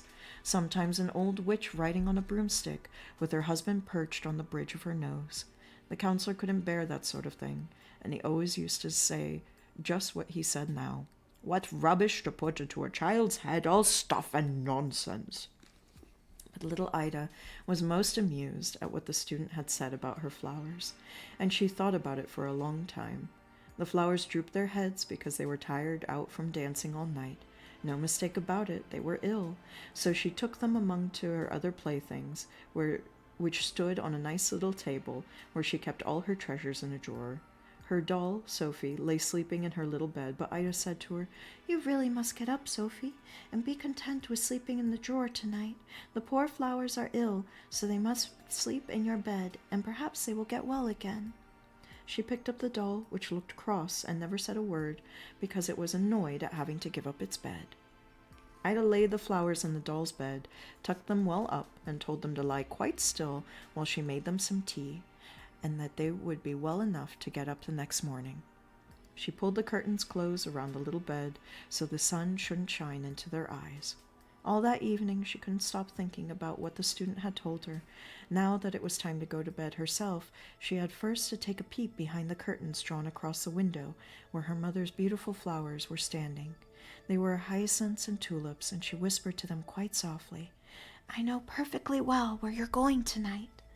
But the flowers pretended they didn't understand a word, and they never stirred a leaf, but little Ida knew perfectly well what they were up to. When she had got into bed, she lay for a long time, thinking how jolly it would be to see beautiful flowers dancing out there at the king's castle.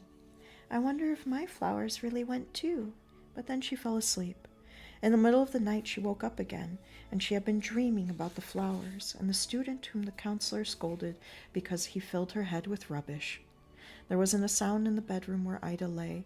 The night light was quietly burning on the table, and her father and mother were asleep. "I wonder if my flowers are still lying in Sophie's bed," she said to herself.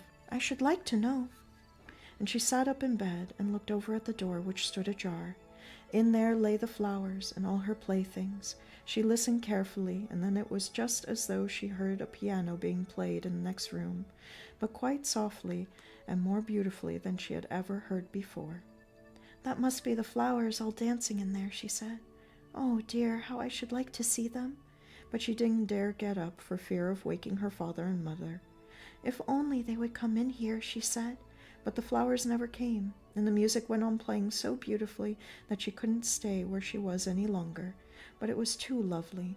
She crept out of her little bed, and she went softly to the door and peeped into the next room. Oh, it was really too amusing what she saw in there. There was no night light of any sort, but all the same it wasn't a bit dark, for the moon was shining through the window in the middle of the floor, and it was almost clear as daylight. All the hyacinths and tulips were standing on the floor in 2 long rows, and there wasn't one left in the window, where the pot stood empty. Down on the floor, all the flowers were dancing round so nicely together, actually doing the grand chain and holding each other by their long green leaves as they swung round. But over to the piano sat a tall yellow lily, which little Ida had been sure she had last seen last summer, and she remembered the student saying, "Isn't it like Miss Lena?" Everybody had laughed at him, but now Ida, too, thought that the long yellow flower really was like Miss Lena. It had just the same way of sitting at the piano, and of turning its sallow oval face over to one side and then to the other, while it nodded time to the pretty music. And nobody noticed little Ida. Next she saw a big blue crocus jump up onto the middle of the table, where her playthings were lying, and go straight to the doll's bed and pull aside the curtains. There lay the sick flowers, but they sat up at once and nodded to the others that they would gladly come down and join in the dancing. The old chimney sweep, whose lower lip had broken off, stood up and bowed to the dainty flowers, which didn't look in the least ill, but jumped down among the others and enjoyed themselves like anything. Suddenly something seemed to fall down off the table, and Ida saw that it was the teaser she had been given for the carnival. It had jumped down because it felt it was really one of the flowers. It certainly looked fine with its paper streamers, and at the top of it was a little wax doll, wearing such a wide awake hat as the counselor went about in. The teaser, on its 3 red wooden legs, hopped right in among the flowers and stamped away like anything, for it was dancing the mazurka, and that's a dance the other flowers couldn't manage, because they were too light to stamp properly.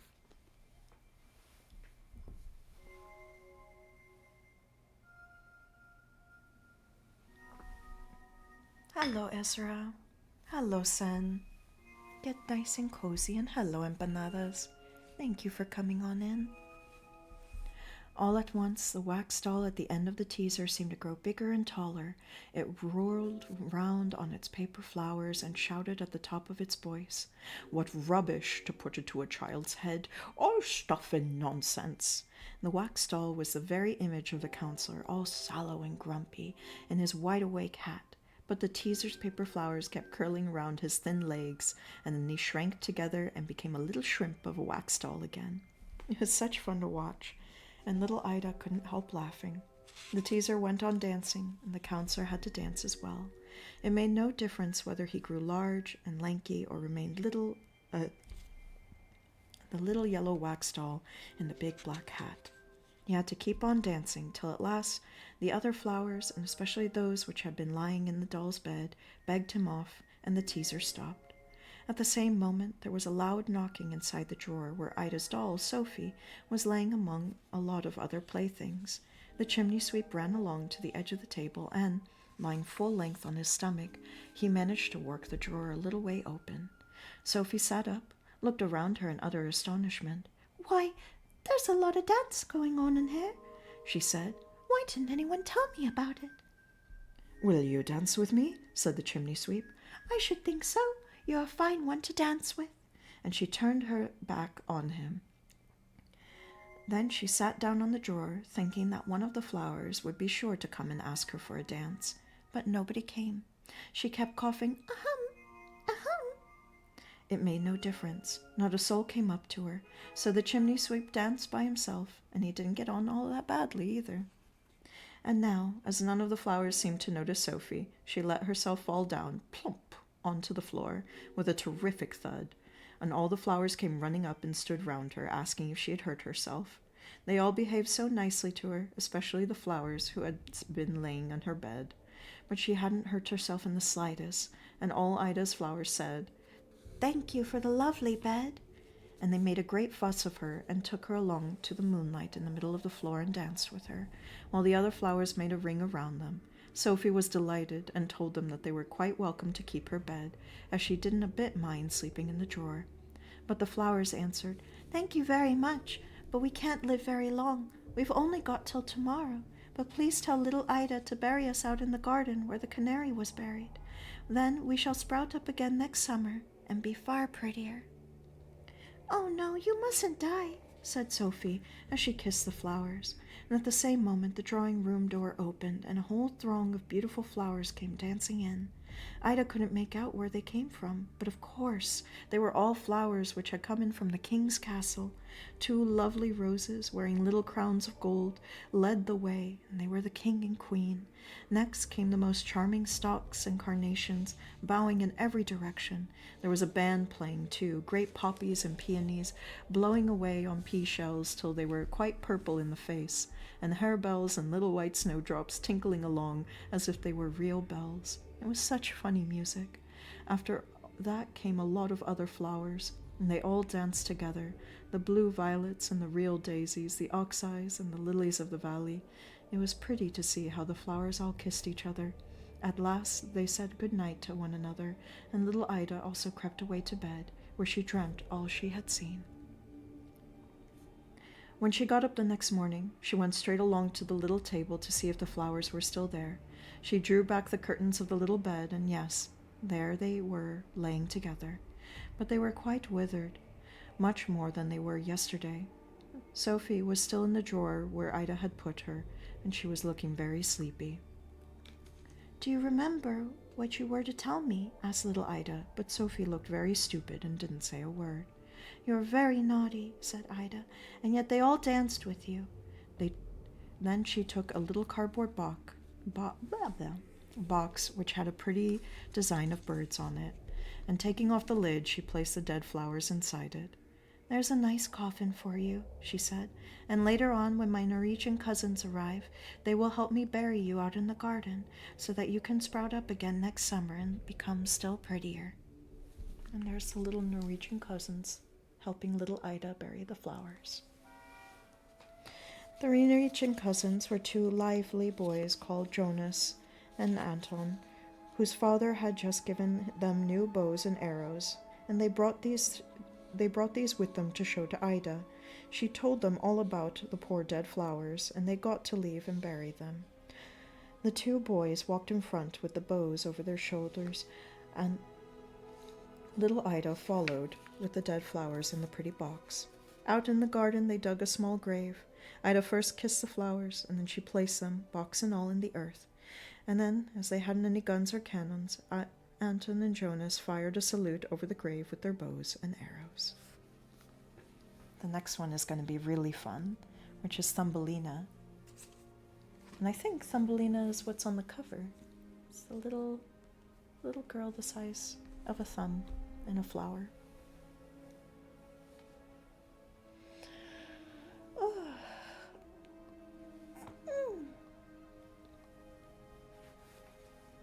I hope you're all doing quite well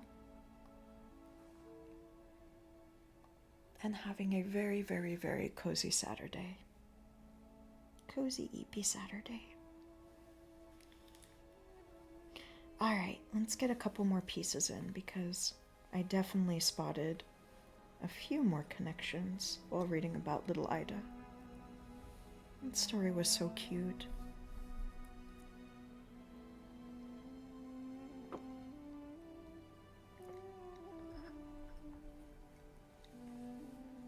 That's one I wish I could read to my little nieces. I think they would have liked it a lot, especially with all the little voices.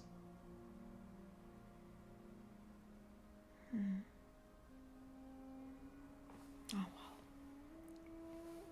Not something to worry about today.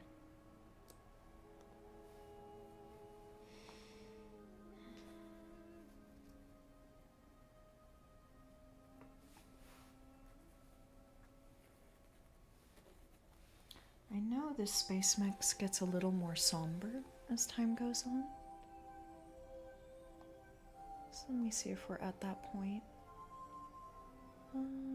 Yeah, because then we have...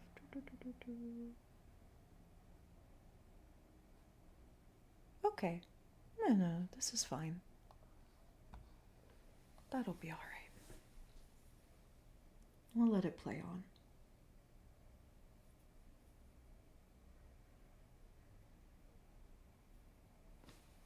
Something. If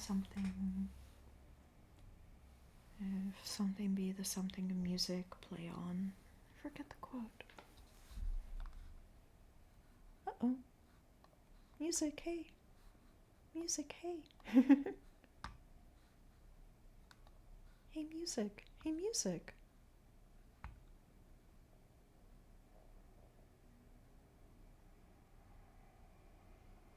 Come on, buddy.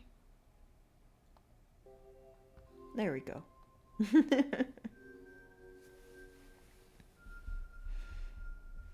Much better.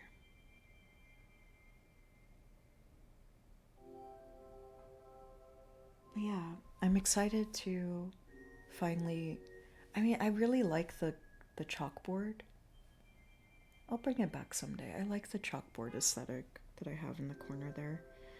But I do rather replace it with the cool art that people have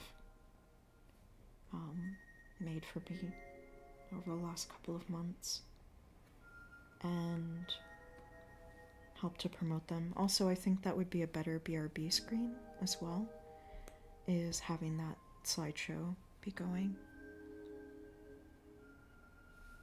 Oh, and then I saw a whole thing about credits, and that seems like a really nice thing too.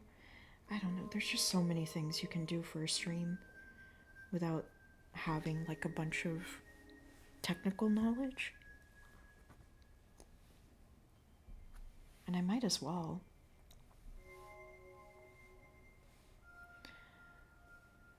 Just make this a nice, really cozy place to come to. I guess that's always the goal, is to make it feel like going to a cafe.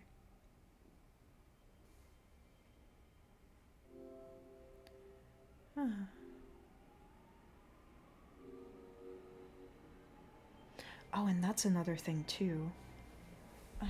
I'll keep that one as a surprise. But it should be a surprise that will come up soon. But I think it'll be a nice surprise. I could say everything that I have planned, but sometimes surprises are nice too. And I kind of like thinking of it that way. I'm making little surprises for everyone in the chat. That'll keep me motivated to actually do it, as if they're presents for all of you. That's how I will keep focus on it.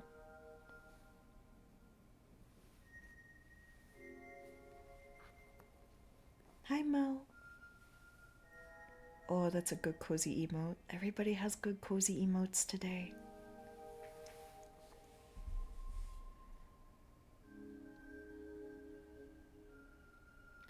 Once I have steady income again, because I'm not a digital artist. I want to teach myself more, but I'm not there yet. And I have so many friends that are wonderful digital artists. Definitely I want to start commissioning emotes. But this will take a little while. I do have some finance things to settle first. But when things are looking clear and like I can splurge a little bit on some commissions, and I think that's how I will build out emotes for this channel. I would love to make more of my own. I did the one teacup. That teacup took me like 5 hours to do. I know the only way to get faster at this stuff is to practice, but it's like I do want some emotes a little bit faster than that though. So, and I like supporting my friends.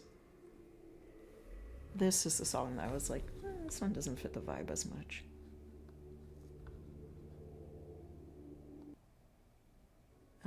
Here.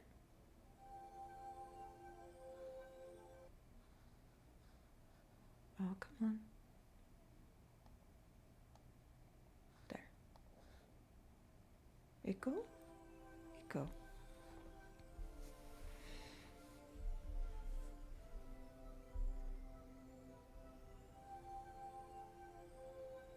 And I think that'll be the fastest way to grow at that kind of stuff, is to commission it.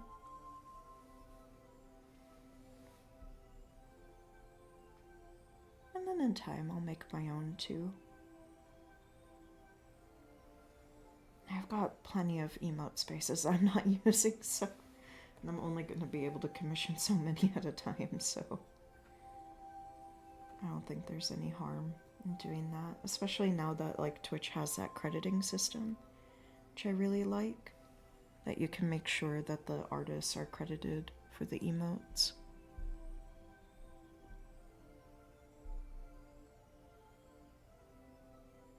So yeah, just thinking of ways that I can use the channel to promote other folks, support all the cool works that people are doing out there, and get you all to know one another as well.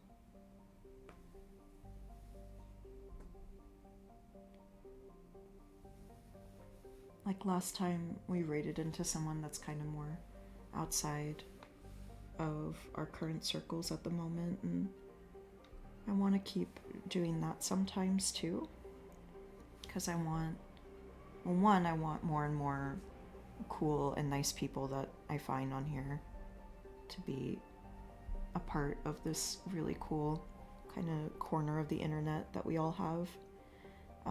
But also, I want more people to kind of know one each other in creative spaces.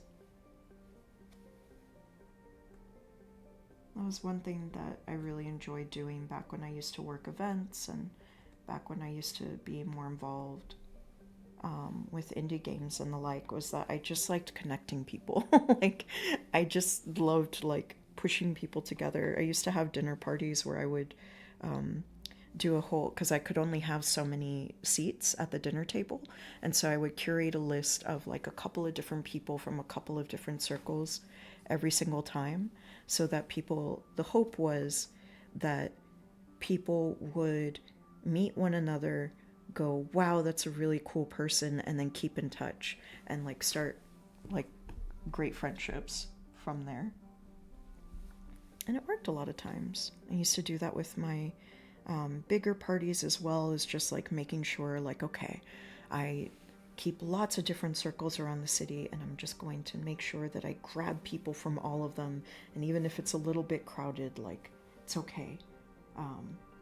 People are going to know each other, and it's going to be great. And like I do my best to like introduce people to one another, and like do the whole like, oh, this person does this and that as well, and like that kind of a thing.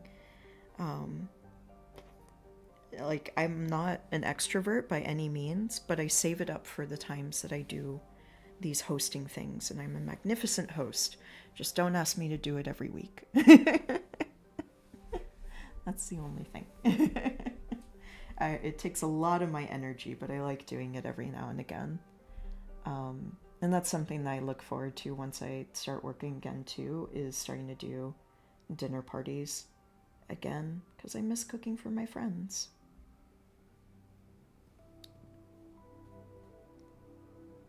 I miss cooking for them.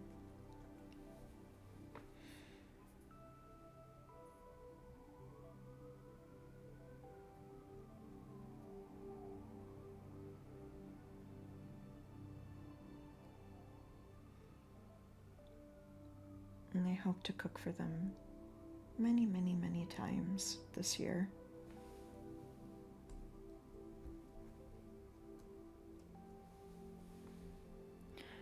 I don't even think it's necessarily a love language for me. I just want people to have food. And I don't know, it's just a thing that makes me happy. And so I want to share the thing that makes me happy. And if I share the thing that makes me happy with people that make me happy, then that's wonderful. That's pretty much as far as those thoughts go. Like, if it sounds simple, it probably is, but yeah, that's all it is. I just want people to have a piece of the things that make me super happy.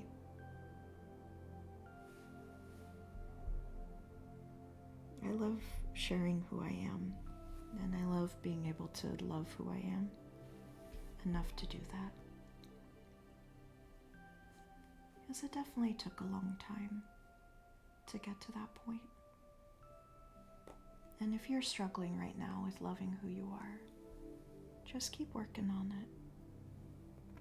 It takes practice, it takes years, and there'll be times that you slip backwards.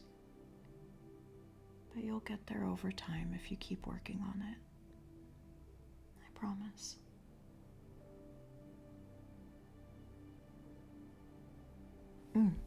Should probably do another story. Oh, we'll do another story after the ad break. Oh, very good. Very, very good emotes. Here, I'm going to pin that one because that looks very good. And that fits. Then people will know when they come in that it is cozy times. Alright. I'm going to refresh my cup of tea during the ad break. And we'll be right back.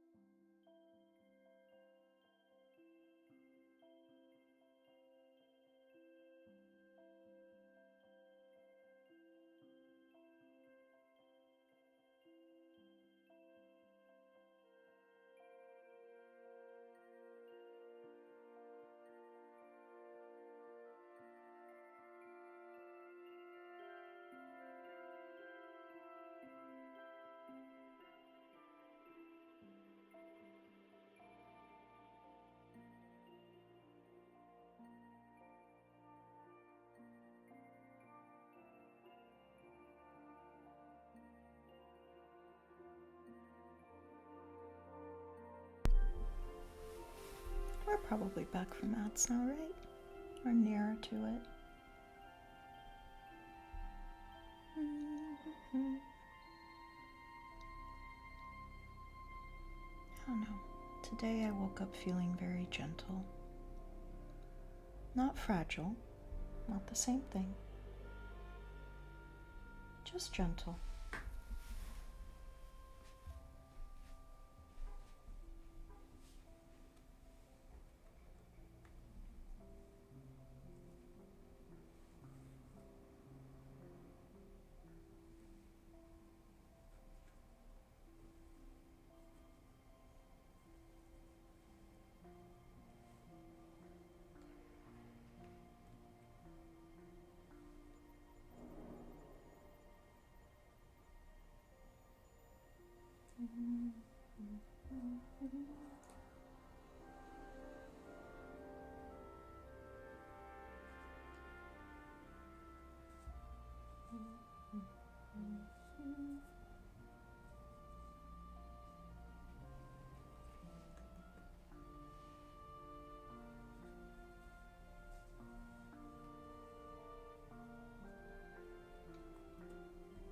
Ooh, that's all coming together nice now.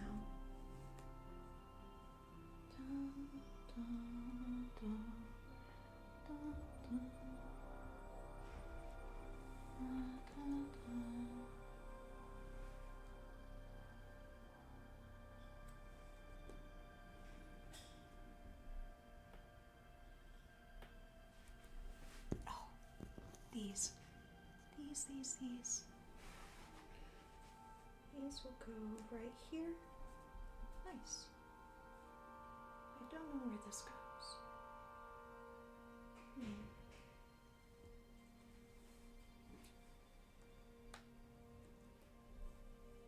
All right.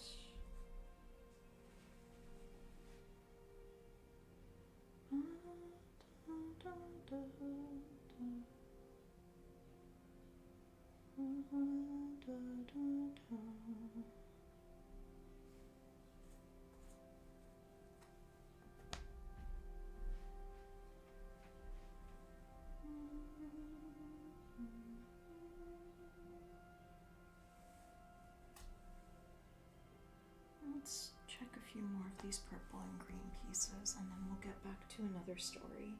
Sound good? Good.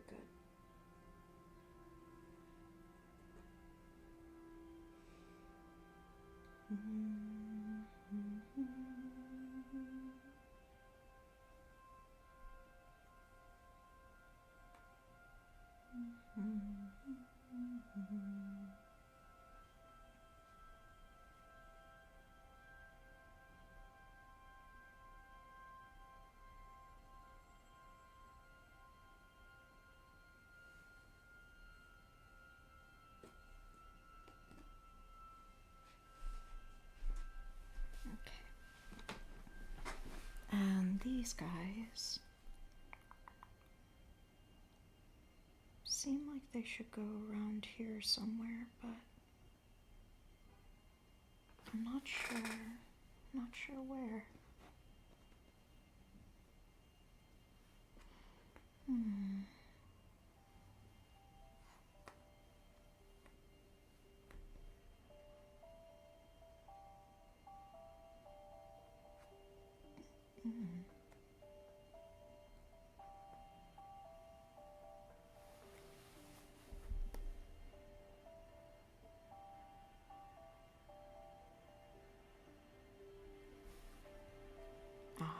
Okay. Now I'm starting to see.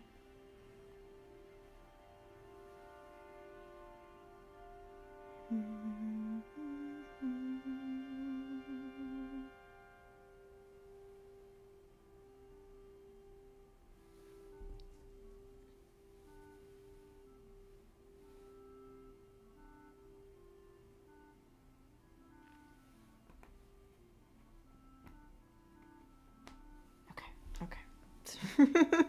Story. Let's do story. I'm a gentle lentil. I should make lentil soup. I should make a gentle lentil ladle, slant rhyming, of soup. Be a good day for lentil soup. It's very misty and rainy all day today, and kind of chilly. But let's get back to some fairy tales. Sound good? Sound cool? Next we have Thumbelina. Oh, I love the little drawing. I love the tiny little drawings in this tiny little book. It's so cute. So cute. I'm gonna eat it. There once was a woman who did so want to have a wee child of her own, but she had no idea where she was to get it from. So she went off to an old witch and said to her, "I would so dearly like to have a little child. Do please tell me where I can find one." "Oh, that," said the witch. "Nothing easier. Take this barley corn, mind you. It's not the kind that grows out in the fields, or the fowls are fed with. Put it in a flower pot, and see what happens." "Thank you very much," said the woman, giving the witch a shilling. She went straight home and planted the barley corn, and in no time there came up a lovely great flower, which looked just like a tulip, only the petals were shut tight as though it were still in its bud. "It is a pretty flower," said the woman, and she gave the lovely red and yellow petals a kiss. But directly she kissed it, the flower burst open with a pop, and it was but a real tulip. That was plain enough now, but sitting on a green pistil in the middle of the flower was a tiny little girl. She was delicately pretty and no taller than your thumb, so she was given the name Thumbelina.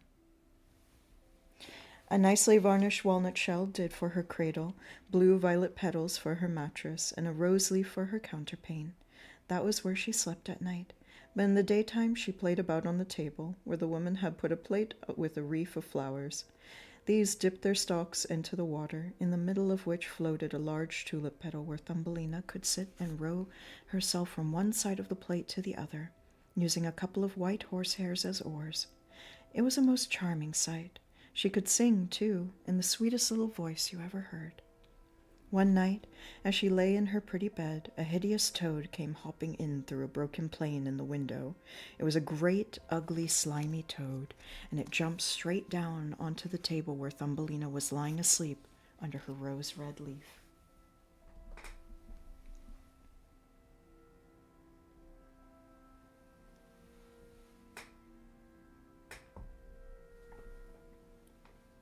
"She would make a nice wife for my son," thought the toad, as she snatched up the walnut shell in which Thumbelina was sleeping and hopped off with her through the window into the garden.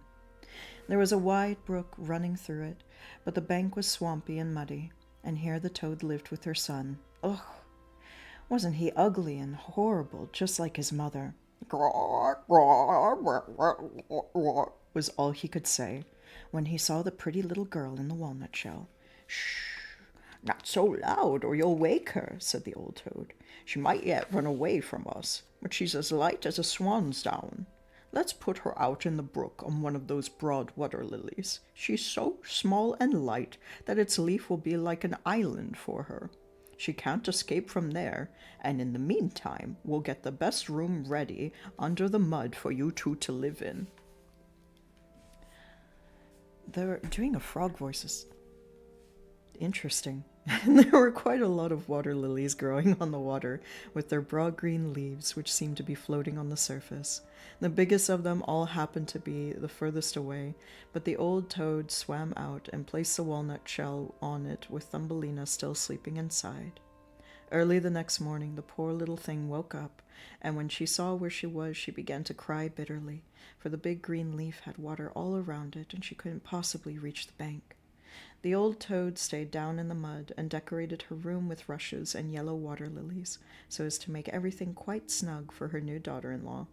When she swam out with her son to the water lily where Thumbelina was standing, for they wanted to fetch that fine walnut bed and put it up in the bridal chamber before she came herself, the old toad made a low curtsy to her in the water and said, "Here's my son. He's to be your husband. You'll have a lovely home together down in the mud." was all the sun could say.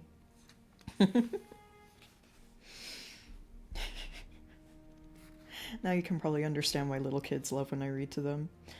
Then they took the pretty little bed and swam away with it, but Thumbelina sat all alone on the green leaf and cried, for she didn't want to live with the horrible toad or to marry her ugly son. The little fishes swimming down there in the water had caught sight of the toad and heard what she said, so they poked their heads out of the water, and they were so anxious to have a look at the little girl. Directly they saw her, they found her charming, and they couldn't bear to think that she must go and live with the ugly toad. No, that must never happen. They all swarmed together down in the water, round the green stalk that held the leaf she was standing on, and gnawed on it through with their teeth, whereupon the leaf floated away with Thumbelina down the brook, far away where the toad could never reach her. Thumbelina went sailing past all sorts of places, and the little birds perched in the bushes saw her and trilled out, "What a pretty little lady!" The leaf that carried her floated further and further on, and thus it was that Thumbelina began her journey abroad. A dainty little white butterfly kept on fluttering round and round her, till at last it settled on the leaf, for it had taken a great liking to Thumbelina, and she too was pleased, because the toad couldn't reach her now, and she was sailing through such a lovely part of the brook. The sunshine gleamed on the water like the finest gold. Then she took her sash and tied one end around the butterfly, while the other end she made fast to the leaf. And this at once gathered speed, and so did Thumbelina, because, you see, she was standing on the leaf. Just then a large cockchafer came and flying up, and, catching sight of her, clutched her round her slender waist and flew with her up into a tree. But the green leaf went floating on, and the butterfly with it, because it had been tied to the leaf and couldn't manage to free itself. There we have Thumbelina and her little butterfly sailboat.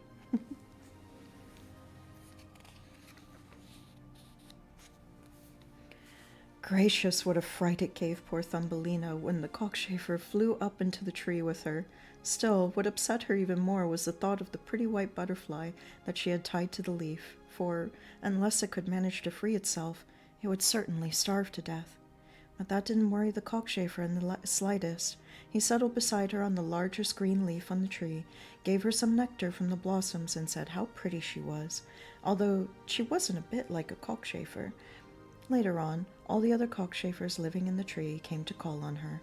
They all stared at Thumbelina, and the young lady cockchafers shrugged their feelers. "Why, she's only got 2 legs," they said. "What a pitiable sight! She hasn't any feelers," they went on. "Oh, and she's so pinched in at the waist. Ugh! She might almost be human. Isn't she ugly?" exclaimed all the lady cockchafers, and yet Thumbelina was really so pretty. And that's what the cockchafer thought who had carried her off. But when all the others kept saying how ugly she was, then at length he thought so too, and would have nothing to do with her. She could go where she liked.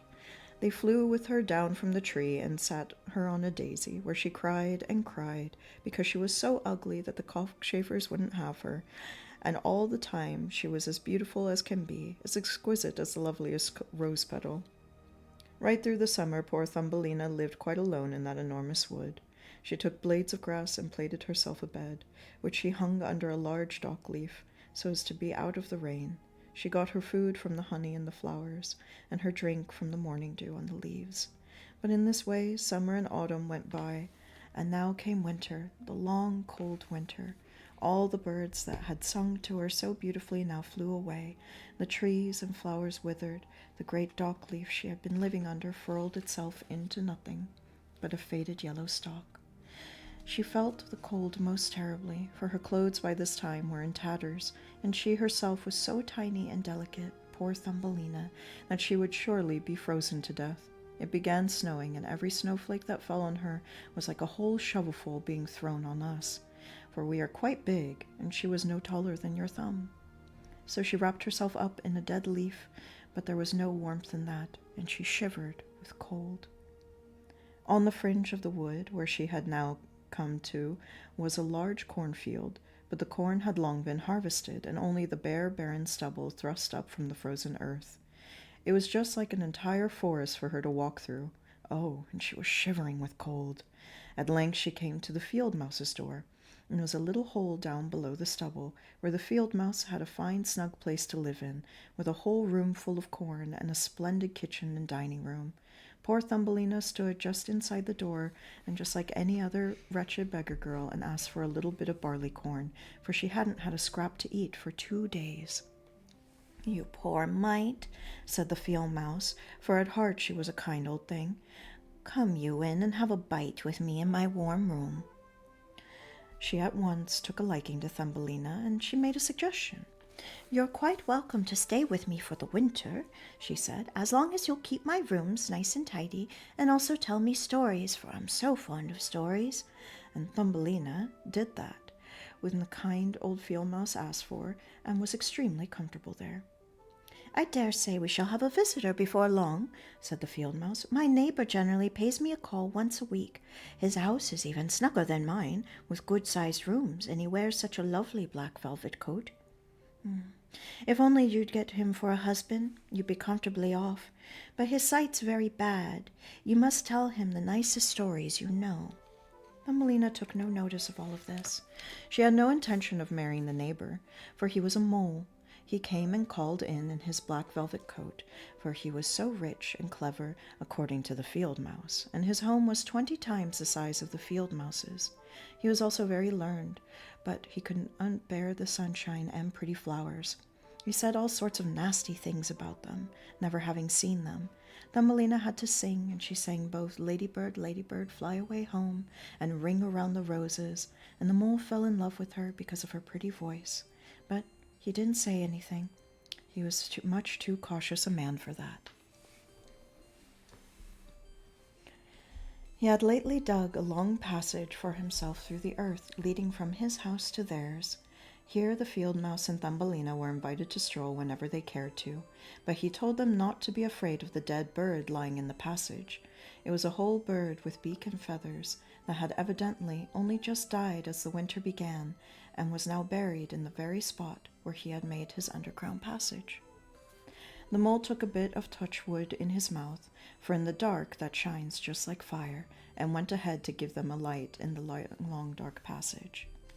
When they came to where the dead bird was laying, the mole tilted his broad snout up to the ceiling and thrust through the earth, making a large hole through which the light could penetrate. It was the middle of the floor, and in it lay a dead swallow, with its pretty wings folded close into its sides, and its head and legs tucked in beneath its feathers. The poor bird must have died of cold, and Thumbelina felt so sorry for it. She was very fond of all the little birds that sang and twittered for her so sweetly right through the summer. But the mole kicked at it with its stumpy legs, saying, "That won't chirp any more. How wretched it must be to be born a little bird. Thank goodness no child of mine will ever be. A bird like that has a course of nothing but its twitter, and it's bound to starve to death when the winter comes."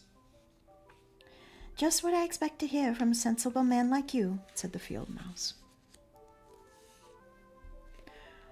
"What has a bird to show for all its twittering when winter comes? It must starve and freeze, but I suppose that's considered a great thing." Thumbelina didn't say a word, but when the other two turned their back on the bird, she stooped down and, smoothing aside the feathers that lay over its head, she kissed its closed eyes. "Who knows? This may be the very one," she thought, "that used to sing to me so beautifully last summer." The mole now filled in the hole where the daylight shone through, and saw the two ladies home. But that night Thumbelina simply couldn't sleep, so she got up and plaited a fine big blanket of hay, which she carried down and spread all over the dead bird, and she took some soft cotton wool that she had found in the field mouse's room, and tucked this in at the side so that the bird might lie warm in the cold earth. "Goodbye, you lovely little bird," she said. "Goodbye, and thank you for your beautiful singing last summer, when all the trees were green and all the sun was so bright and warm." And she laid her head against the bird's chest. But at that same moment, she got such a fright, for she heard a kind of thumping inside. It was the bird's heart. The bird wasn't dead. It had been lying numb and unconscious, and now, as it grew warm again, it revived. You see, In autumn, the swallows all fly away to the warm countries, but if there's one that lags behind, it gets so cold that it falls down dead. There it lies where it fell until the cold snow covers it over. Thumbelina was all of a tremble from the fright she had, for the bird was of course an immense great creature beside her, who was no taller than a thumb. However, she took courage and tucked the cotton wool still more closely round the poor swallow, and fetched a curled mint leaf that she had been using herself for a counterpane, and spread it over the bird's head. The following night she again stole down to the bird, and this time it had quite revived, but it was quite so feeble that it could only open its eyes for a short moment to look at Thumbelina, standing there with a bit of touchwood in her hand, for she had no other light. "Thank you, my darling child," said the sick swallow. "I'm lovely and warm now. I shall get soon back my strength and be able to fly again out in the warm sunshine." "Ah, but it's so cold out of doors," she said. "It's snowing and freezing. Stay in your warm bed and I'll look after you all right." And she brought the swallow some water in a petal of a flower, and the bird drank it and told her how it had torn one of its wings on a bramble, and therefore couldn't fly as fast as the other swallows when they flew far, far away to the warm countries. At last it had fallen to the ground, but it couldn't remember anything after that, and had no idea how it came to be where it was. The swallow now remained here, all through the winter, and Thumbelina took care of it and grew very fond of it. Neither the mole nor the field mouse heard anything at all about this, and they had no liking for the poor wretched swallow. As soon as spring had arrived and the sun had begun to warm the earth, the swallow said goodbye to Thumbelina, who opened the hole that the mud had made in the roof of the passage. The sun came shining in so pleasantly, and the swallow asked if she would like to come too. She could sit on its back, and they would fly far out into the green forest. But Thumbelina knew that it would grieve the old field mouse if she left her like that.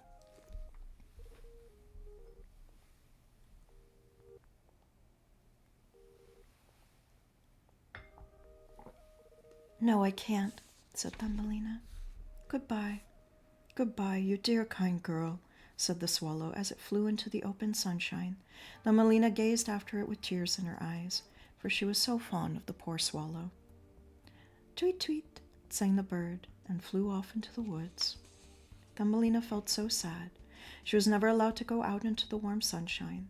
The corn that had been sown in the field above the field mouse's home was certainly very tall, so that it was like a dense wood for the poor little girl, who, after all, was only an inch high. An inch is a very small thumb. And a thumb is like 2 or 3 inches. So she's even smaller than a thumb. She's like this.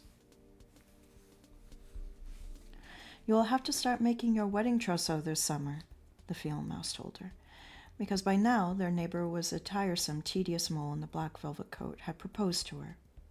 "You'll need to have both woolens and linens, something's for every occasion, when you're married to the mole." So Thumbelina had to spin from a distaff, and the field mouse engaged 4 spiders to spin and weave every day and night. Every evening there was a visit from the mole, who always kept on about when summer was over, the sun wasn't nearly so warm, whereas now it scorched the earth till it was as hard as stone. Yes, and when the summer had ended, there was to be his wedding with Thumbelina. But she wasn't at all pleased, for she found the mole such a terrible bore. Every morning as the sun rose, and every evening as it set, she stole out to the door, and when the wind parted the ears of corn so that she could see the blue sky, she thought how lovely and bright it was out there, and did so wish she could catch sight of the dear swallow once more. But the bird never came again, and had evidently flown far off into the beautiful green forest. Now it was autumn, and Thumbelina had the whole of her trousseau ready. "Your wedding will be in 4 weeks' time," the field mouse told her, but Thumbelina wept and said she wouldn't marry the tedious mole. "Hoity-toity," said the field mouse, "don't be so pig-headed, or I'll bite you with my white teeth. Why, he's a splendid husband for you. The queen herself hasn't anything like his black velvet coat. His kitchen and his cellar are both of the best. You ought to thank heaven he's yours." The wedding day arrived, and the mole was already there to fetch Thumbelina. She would have to live with him deep down under the earth and never come out into that warm sunshine, for he didn't care for that. The poor child was very sad at having to say goodbye to the beautiful sun, which she had at last been allowed to look at from the doorway when she was living with the field mouse. "Goodbye, bright sun," she said, and stretching out her arms to it, she also took a few steps out from the field mouse's dwelling, for the harvest was in, and nothing was left but the dry stubble. "Goodbye, goodbye," she said, throwing her tiny arms around a little red flower standing near. "Remember me to the dear swallow, if you happen to see it. Tweet, tweet!" She heard suddenly over her head, and she looked up, and there was the swallow just passing. How delighted it was to see Thumbelina! She told the bird how she disliked having to marry the ugly mole and to live down under the earth where the sun never shone. She couldn't help crying at the thought. "The cold weather will be here soon," said the swallow. "I'm going far away to the warm countries. Will you come with me? You can sit on my back. Just tie yourself on with your sash, and we'll fly away from the ugly mole and his dingy house, far away across the mountains to the warm countries where the sun shines more brightly than it does here, and there's always summer with its lovely flowers. Dear little Thumbelina, do come with me. You who saved my life where I lay frozen stiff in that dismal cellar." "Yes, I'll come with you," said Thumbelina, and she climbed onto the bird's back, setting her feet on its outstretched wings and tying her sash to one of the strongest feathers. Then the swallow flew high up into the air, over the lake and the forest, high up over the great mountains of eternal snow. Thumbelina shivered in the cold air, but then she snuggled in under the bird's warm feathers, merely poking out her little head to look at all the loveliness stretched out beneath her. And then at last they reached the warm countries. The sun was shining there much more brightly than with us, and the sky looked twice as far off. On walls and slopes grew the finest black and white grapes, and in the woods hung lemons and oranges. In the air smelled sweetly of myrtle and curled mint, and the most delightful children darted about on the roads, playing with large, gay-colored butterflies. But the swallow kept flying on, and the country became more and more beautiful, till at last they came upon an ancient place of glittering white marble, standing among vivid green trees beside a blue lake. Vines went curling up around tall pillars, and right at the top were a number of swallows' nests. One of these was the home of the swallow that had brought Thumbelina on its back. "Here's my house," cried the swallow. "But you see those beautiful flowers growing down there. You shall now choose one of them yourself, and then I'll put you on it, and you can make yourself as cozy as you like." "That will be lovely," she said, clapping her little hands. A large white marble column was lying there on the ground, just as it had fallen and broken into 3 pieces. But in among those were growing the most beautiful white flowers. The swallow flew down with Thumbelina and placed her on one of the broad petals. But what a surprise she got! There in the middle of the flowers sat a little man, as white and transparent as if he had been made of glass. He wore the neatest little gold crown on his head and the most exquisite wings on his shoulders. He himself was no bigger than Thumbelina, and he was the guardian spirit of the flower. Each flower had just a little man or woman living in it, but this one was the king of them all. "Goodness, how handsome he is," whispered Thumbelina to the swallow. The little monarch was very frightened of the swallow, which of course seemed a gigantic bird beside one so small and delicate as himself. But when he caught sight of Thumbelina, he was enchanted, for she was such a pretty little lady, and the prettiest he had ever seen. So he took the gold crown off his head and placed it on hers. At the same time, he asked her what her name was, and whether she would be his wife, and so she would become queen of all flowers.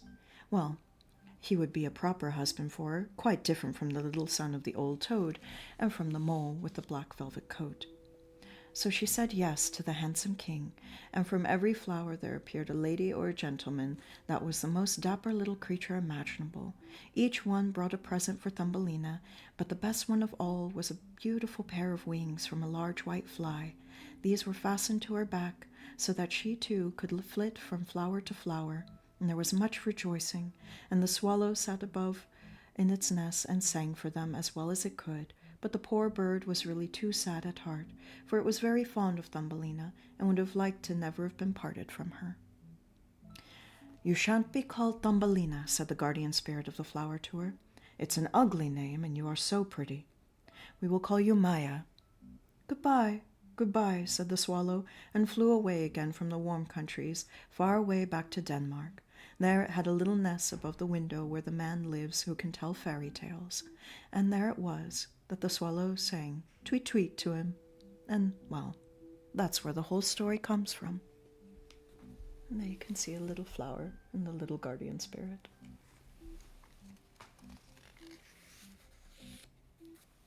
Ooh, the Little Mermaid is next. We'll do a couple more puzzle pieces.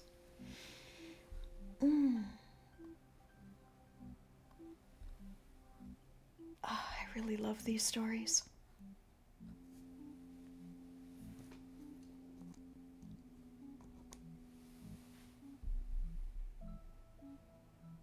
I love fairy tales.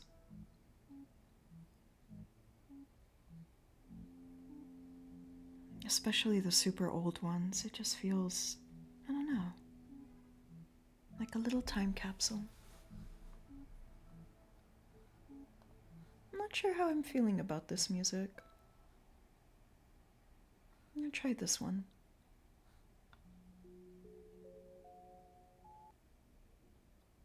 Oh, I think that'll be much nicer. Maybe? Let's see.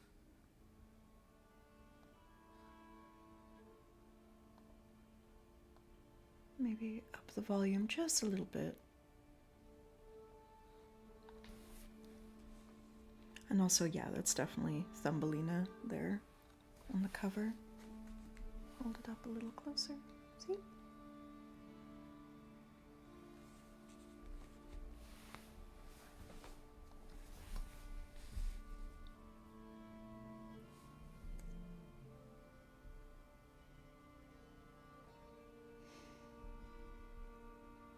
I grew up reading fairy tales over and over and over and over again to myself.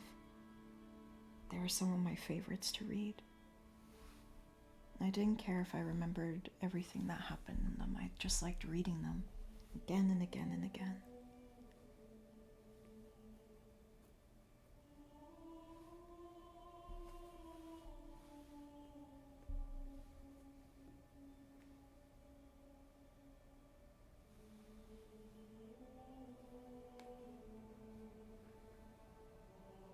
I liked filling up my tiny little head with so many stories of fantastical things.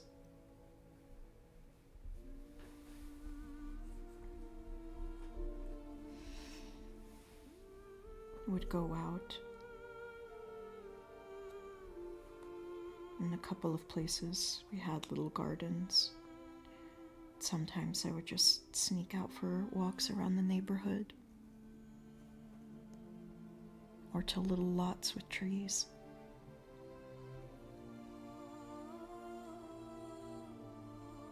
And there's nothing quite more fitting than filling your head full of stories and then going out into the middle of a woods.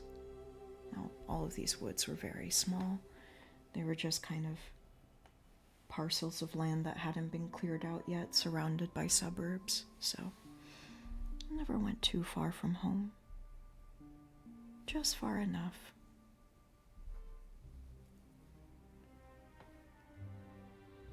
Far enough away to where I could pretend that fairies and such things were real for a little bit.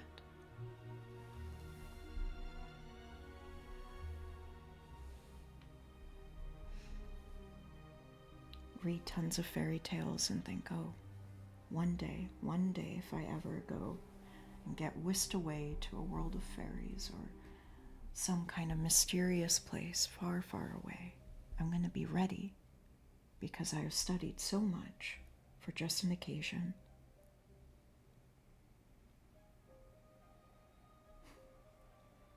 I don't know if I ever really believed that that would happen, but it was nice to pretend.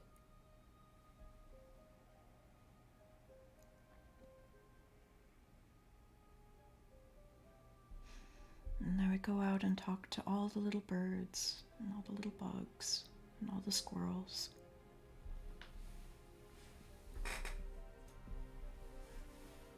And I would find ways to be quite happy.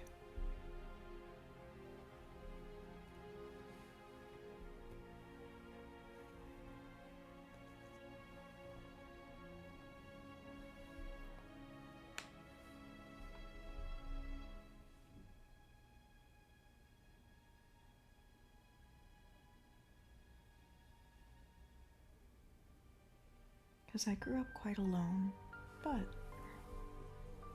I was always very resourceful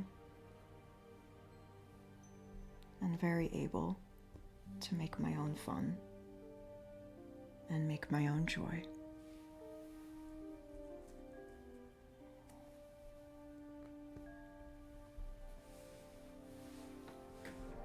I remember we had one house that was in front of a lot. Well, I guess, yeah, in front of.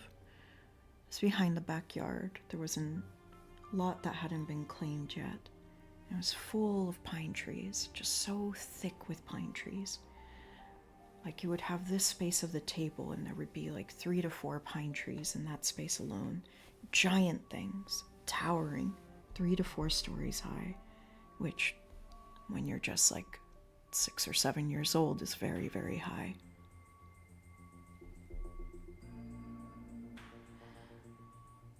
And I would go back there sometimes and braid the pine needles that would be on the floor, find pine cones and bring them back sometimes to my mom. My mother liked to paint pine cones gold and use them as decorations. And so I tried to find the very best ones. I was very diligent. And I was very careful to tie the most careful braids inside of the pine needles. And I would go there and just be a little creature of the woods for a while.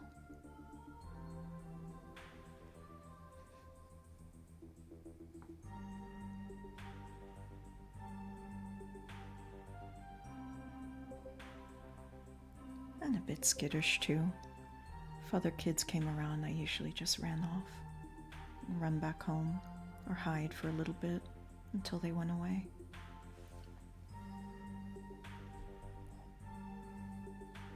I used to be a very, very, very shy child.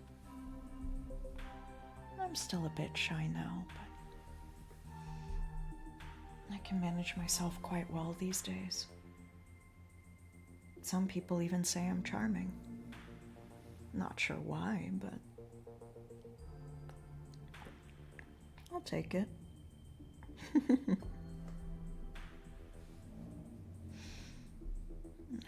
I worked very hard to always be amicable, and I guess that reads as charming to others. But I also just get excited with things and get excited with people. So maybe that's it. People just like having people be excited about them. And I do genuinely get excited. It's never played up, it's never done up any fancier than what it is.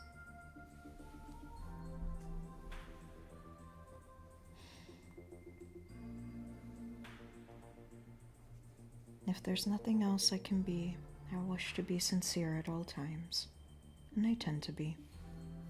Sometimes for better or worse, but, well, people get used to my sincerity.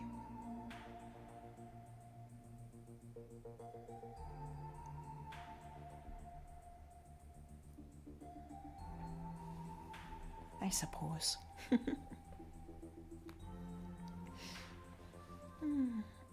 Oh.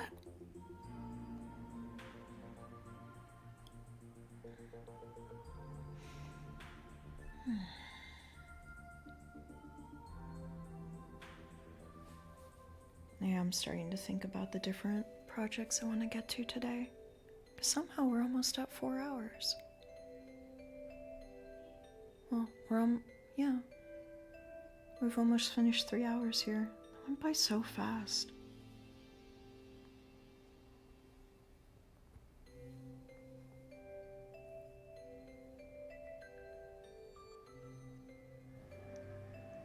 I almost wonder, should I just focus on reading stories?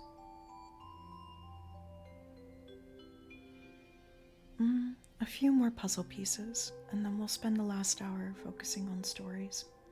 And I'll give my voice a little bit of a break whenever those pesky ads show up.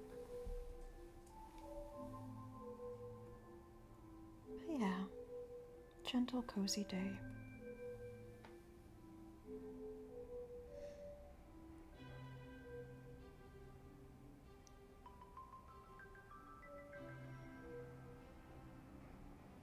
I managed to make myself some pasta last night, but I made sure to make plenty to reheat for today. So, I have a nice, easy meal. And it's also part of why I was like, I could stream today, because I knew the nice, cozy meal was going to be waiting for me.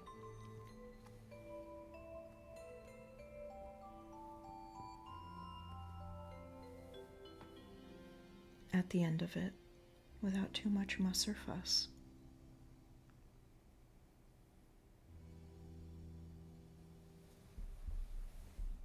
Nice and easy. Hard to put the puzzle down when I'm starting to find a bunch of pieces for it. I will. And we'll get back to stories. Because next is The Little Mermaid, and if you've never heard the original Little Mermaid, you are definitely in for a treat. It's a very interesting story. It is a sad story, I will warn you. It's a little sad. But it's very good, and it's very beautiful.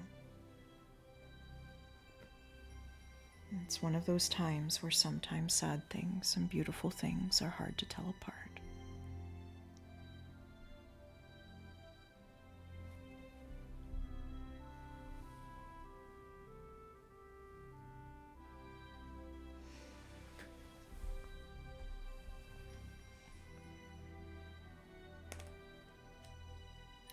It's also a little bit more grim. But it is not a Grimm's fairy tale. It is a Hans Christian Andersen fairy tale. And that's why it has a very unique flavor of tragedy to it. And you've already had examples of how that works out. So, all right. I think that's a good place to pause on the puzzle for now. Oh, maybe this will go here. Excellent. Wonderful, wonderful. Okay.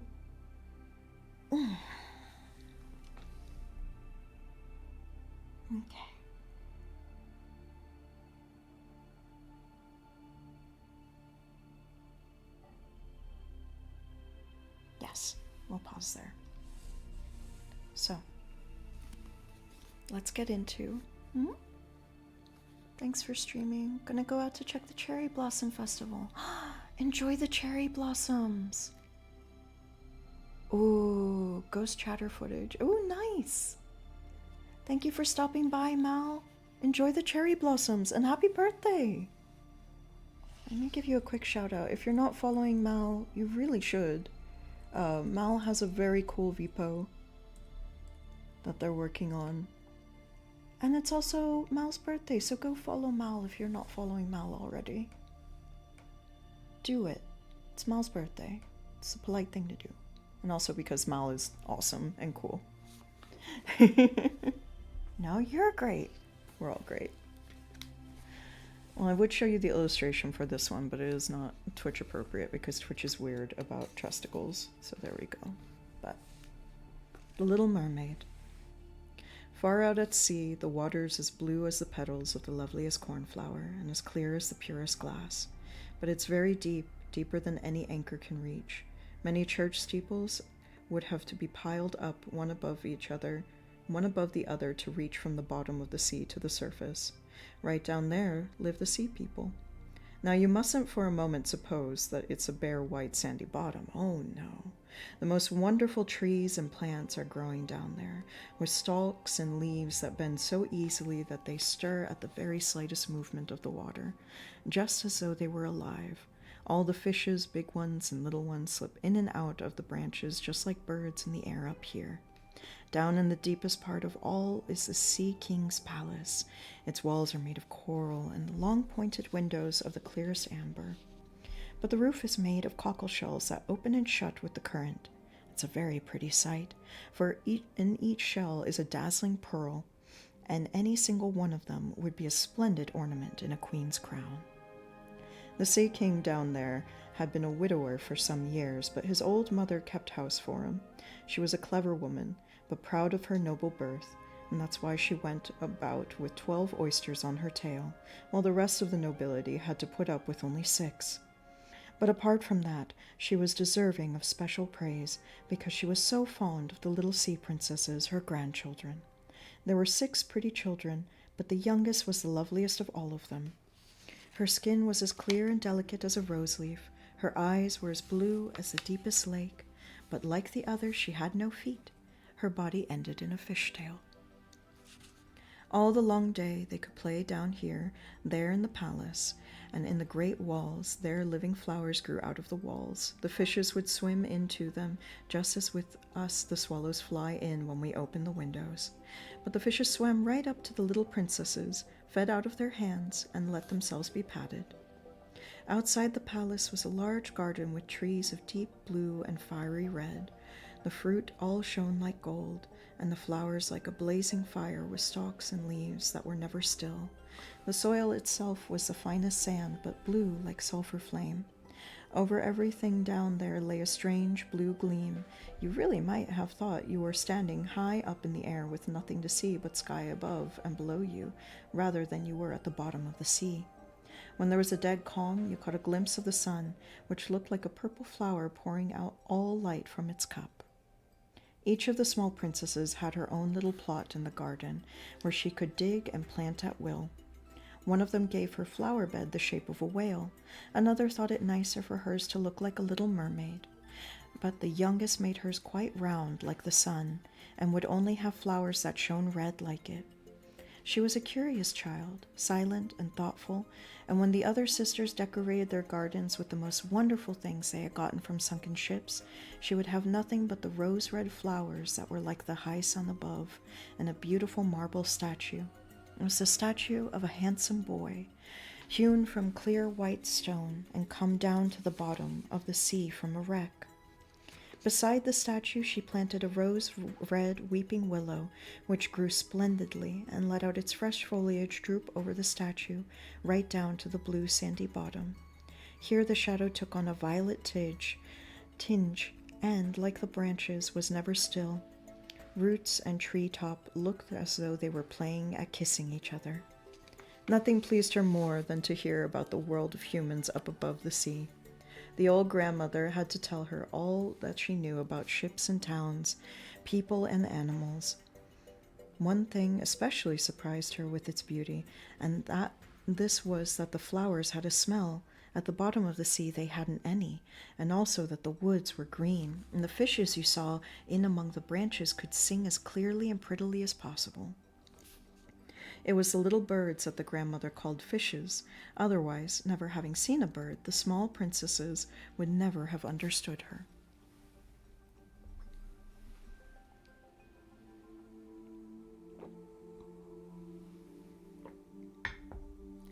As soon as you are 15, the grandmother told them, you shall be allowed to rise to the surface and to sit in the moonlight on the rocks and watch the great ships sailing past.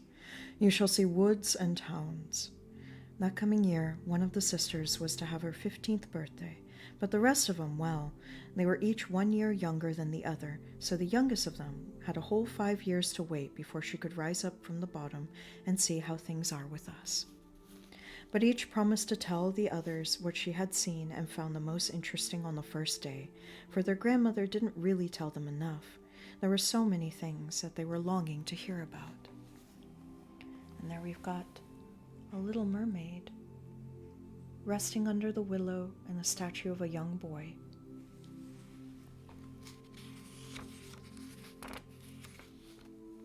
None of them were so full of longing as the youngest, the very one who had the most time to wait and was so silent and thoughtful. Many a night she stood at the open window and gazed up through the dark blue water, where the fishes frisked their tails and fins.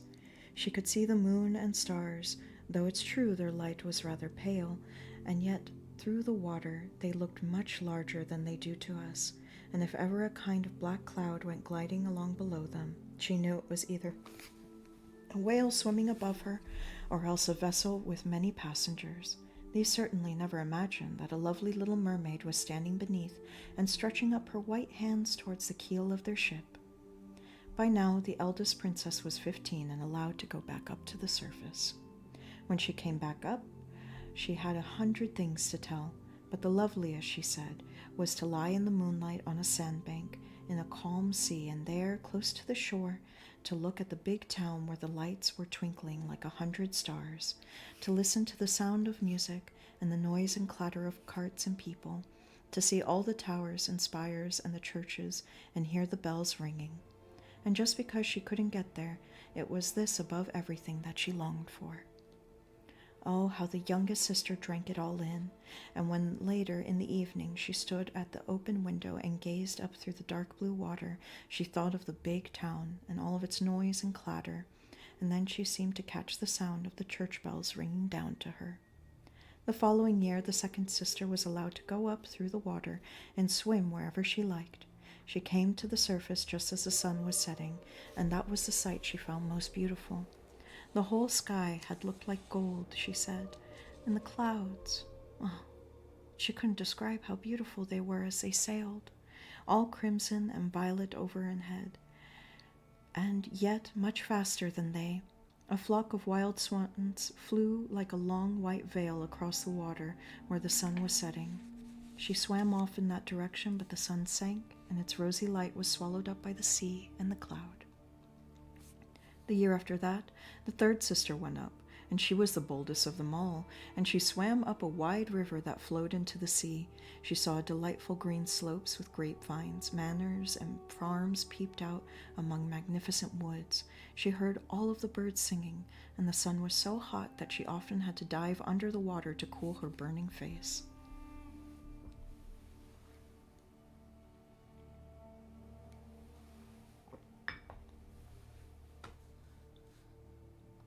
Do a little ad snooze.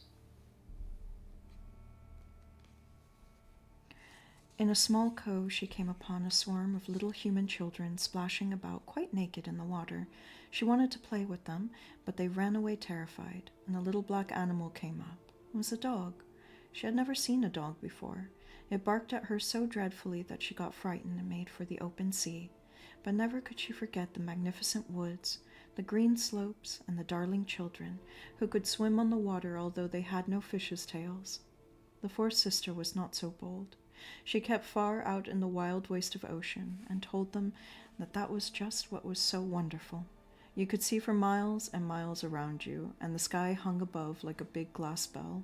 She had seen ships, but they were a long way off, looking like seagulls. The jolly dolphins had been turning somersaults, and enormous whales had spirited up water from their nostrils, so that they seemed to be surrounded by 100 fountains. And now it was the turn of the fifth sister. Her birthday happened to come in winter, so she saw things that the others hadn't seen the first time. The sea appeared quite green, and great icebergs were floating about. They looked like pearls, she said, and yet were much larger than the church towers put up by human beings. They were to be seen in the most fantastic shapes, and they glittered like diamonds. She had sat down on one of the biggest, and all of the ships gave it a wide berth as they sailed in terror past where she sat with her long hair streaming in the wind. But late in the evening, the sky became overcast with clouds. It lightened and thundered as the dark waves lifted the great blocks of ice right up so that they flashed in the fierce red lightning. All the ships took in sail, and amidst the general horror and alarm, she sat calmly on her floating iceberg and watched the blue lightning zigzag into the glittering sea. The first time one of the sisters went up to the surface, she would always be delighted to see how much that was new and beautiful, but afterwards, when they were older and could go up as often as they liked, it no longer interested them. They longed to be back again, and when a month had passed, they said that, after all, it was nicest down below. It was such a comfort to be home. Often, of an evening, the 5 sisters used to link arms and float up together out of the blue water. They had lovely voices, more beautiful than any human voice, and when a gale sprang up threatening shipwreck, they would swim in front of the ships and sing tempting songs of how delightful it was at the bottom of the sea. and they told the sailors not to be afraid of coming down there. But the sailors couldn't make out the words of their song. They thought it was the noise of the gale, nor did they ever see any of the delights that the mermaid promised, because when the ship sank, the crew were drowned, and only as dead men did they come to the palace of the Sea King. When of an evening the sisters floated up through the sea like this, arm in arm, their little sister stayed back, all alone, gazing after them. They would have cried, only a mermaid hasn't any tears, and so she suffers all the more. "Oh, if only I were 15, she said. "I'm sure I shall love that world up there and the people who live in it." And then at last she was 15. "There, now you'll soon be off our hands," said the grandmother, the old dowager queen. "Come now, let me dress you up like your sisters." And she put a wreath of white lilies on her hair, but every petal of the flowers was half of a pearl. And the old lady made 8 bright big oysters nip tight onto the princess's tail to show her high rank. "Oof, that hurts," said the little mermaid. "Yes," said the grandmother, "one can't have beauty for nothing." How she would have liked to shake off all this finery and put away the heavy wreath. The red flowers in her garden suited her much better, but she didn't dare make any change. "Goodbye," she said, and went up through the water as light and clear as a bubble. The sun had just set, and she put her head up out of the sea, but the clouds had still a gleam of rose and gold, and up in the pale pink sky the evening stars shone clear and beautiful. The air was soft and fresh, and the sea dead calm. A large 3-masted ship was lying there, and only one sail hoisted because not a breath of wind was stirring, and sailors were lolling about in the rigging and on the yards. There was music and singing, and as it grew dark, hundreds of lanterns were lit that, with their many different colors, looked as if the flags of all nations were flying in the breeze. The little mermaid swam right up to the porthole of the cabin, and every time the rose would swell with the wave, she could see through the clear glass a crowd of splendidly dressed people. But the handsomest of them all was a young prince with large dark eyes. He couldn't have been more than 16, and it was his birthday, and that's why there was all this set out. As the young prince came out onto the deck where sailors were dancing, over 100 rockets swished up into the sky and broke into a glitter of broad daylight. That frightened the little mermaid. She dived down under the water, but she quickly popped her head again, and look! It was as if there was all the stars in heaven were falling down on her. Never had she seen such fireworks. Great suns were spinning around, gorgeous fire fishes swerving into the blue air, and all this glitter was mirrored in the clear still water. On board the ship herself it was so light that you could make out every little rope, let alone the passengers. And oh, how handsome the young prince was! He shook hands with the sailors, he laughed and smiled, while the music went floating out into the loveliness of the night. It grew late, but the little mermaid couldn't take her eyes off the ship and the beautiful prince. The colored lanterns were put out. The rockets no longer climbed into the sky, and the cannons were heard no more. But deep down in the sea there was a mumbling and a rumbling. Meanwhile the mermaid stayed on the water, rocking up and down so that she could look into the cabin. But the ship now gathered speed. One after another her sails were spread, and the waves increased, heavy clouds blew up, and lightning flashed in the distance. Yes, they were in for a terrible storm, so the sailors took to their sails as the great ship rocked and scudded through the raging sea. The waves rose higher and higher like huge black mountains, threatening to bring down the mast, but the ship dived like a swan in through the waters and then rode up again on their towering crests. The little mermaid thought, why, it must be fun for a ship to sail like that, but the crew didn't. The vessel cracked and creaked, and the stout planks crumpled up under the heavy pounding of the sea against the ship. The mast snapped in the middle like a stick, and the ship gave a lurch to one side as the water came rushing into the hold. At last the little mermaid realized that they were in danger. She herself had to look out for the beams and bits of wreckage that were drifting on the water. One moment it was so pitch dark that she couldn't see a thing, but then when the lightning came, it was so bright that she could make out everyone on board. Oop, and we're about to go to ad break. So I will pause there, work on the puzzle a little bit, so that nobody misses the story. And we'll see what happens to the prince next.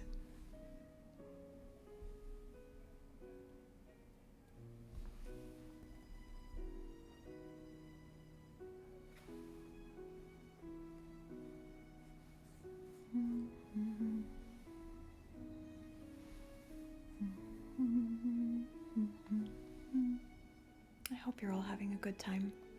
Take a stretch, do anything that you need to during the reading break and the ad break. We'll get right back to it in just a few minutes.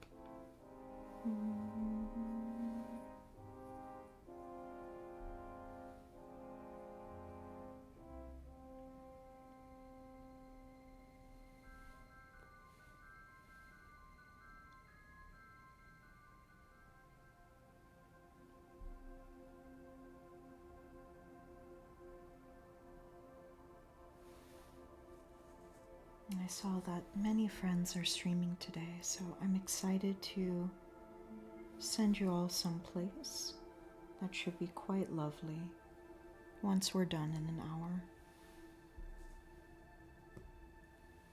Because even though I'm having a very gentle time, I should still keep pace with myself.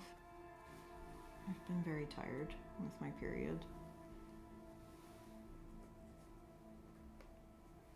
And I need to not push it so that I'm not exhausted tomorrow.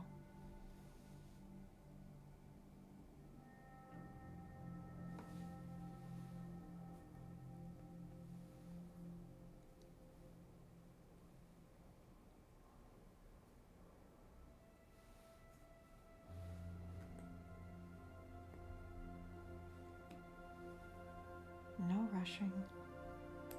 No need.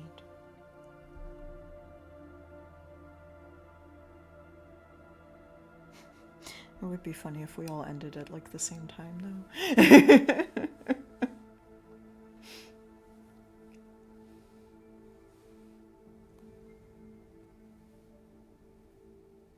And it'd be like, let's see the plethora of people to raid into, and then there's like no one left. It's like, where'd you all go?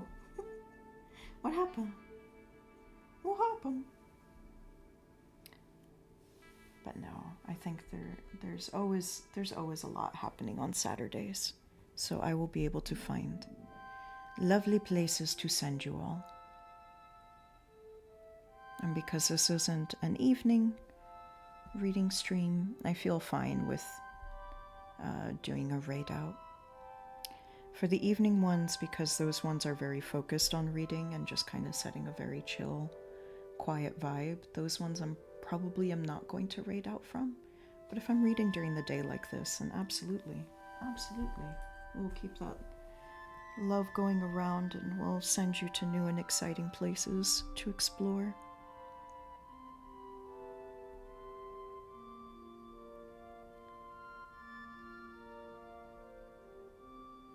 But yeah, the evening ones, I don't know, I kind of have more of an expectation of people being really sleepy for those, so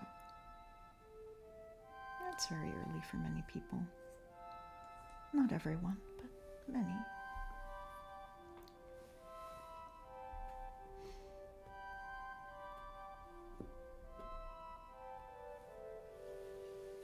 But I'm jumping ahead of myself. Are we back from ads? I would like to keep reading. Let me just give it a little bit of time. We might be, but I could just solve like a few more pieces really quick. Could solve a few more little pieces really quick.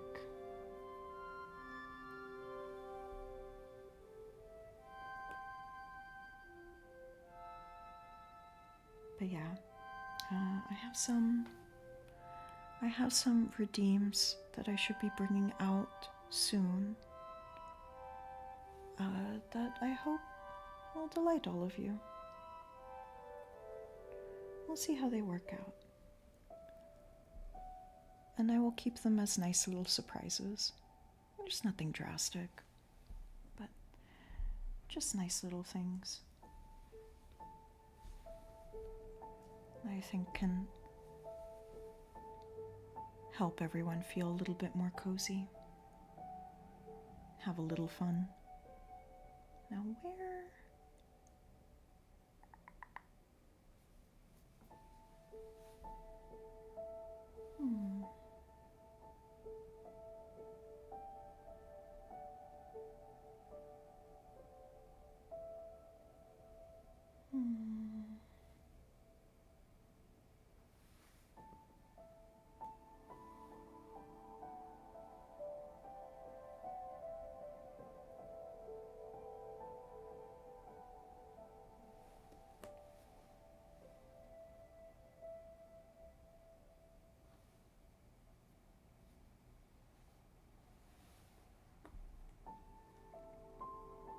No, it's the wrong curvature, isn't it? People are probably back by now. Perhaps? Well, the good news is that will be the last ad break of the stream. And we'll go for another hour. Let's focus on some stories and get back to The Little Mermaid.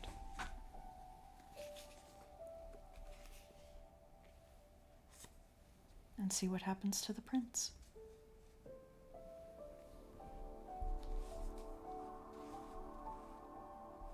At last, the little mermaid realized that they were in danger.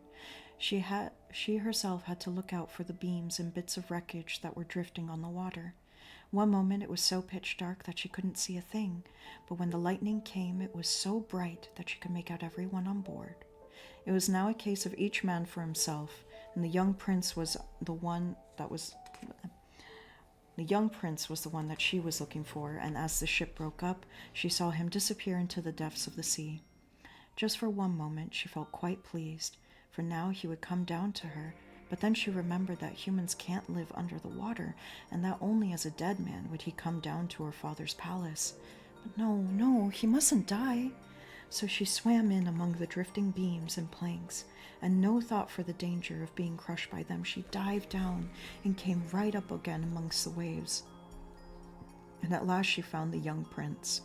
He could hardly swim any longer in the heavy sea, and his arms and legs were beginning to tire. The fine eyes were closed, and he would certainly have drowned if the little mermaid had not come.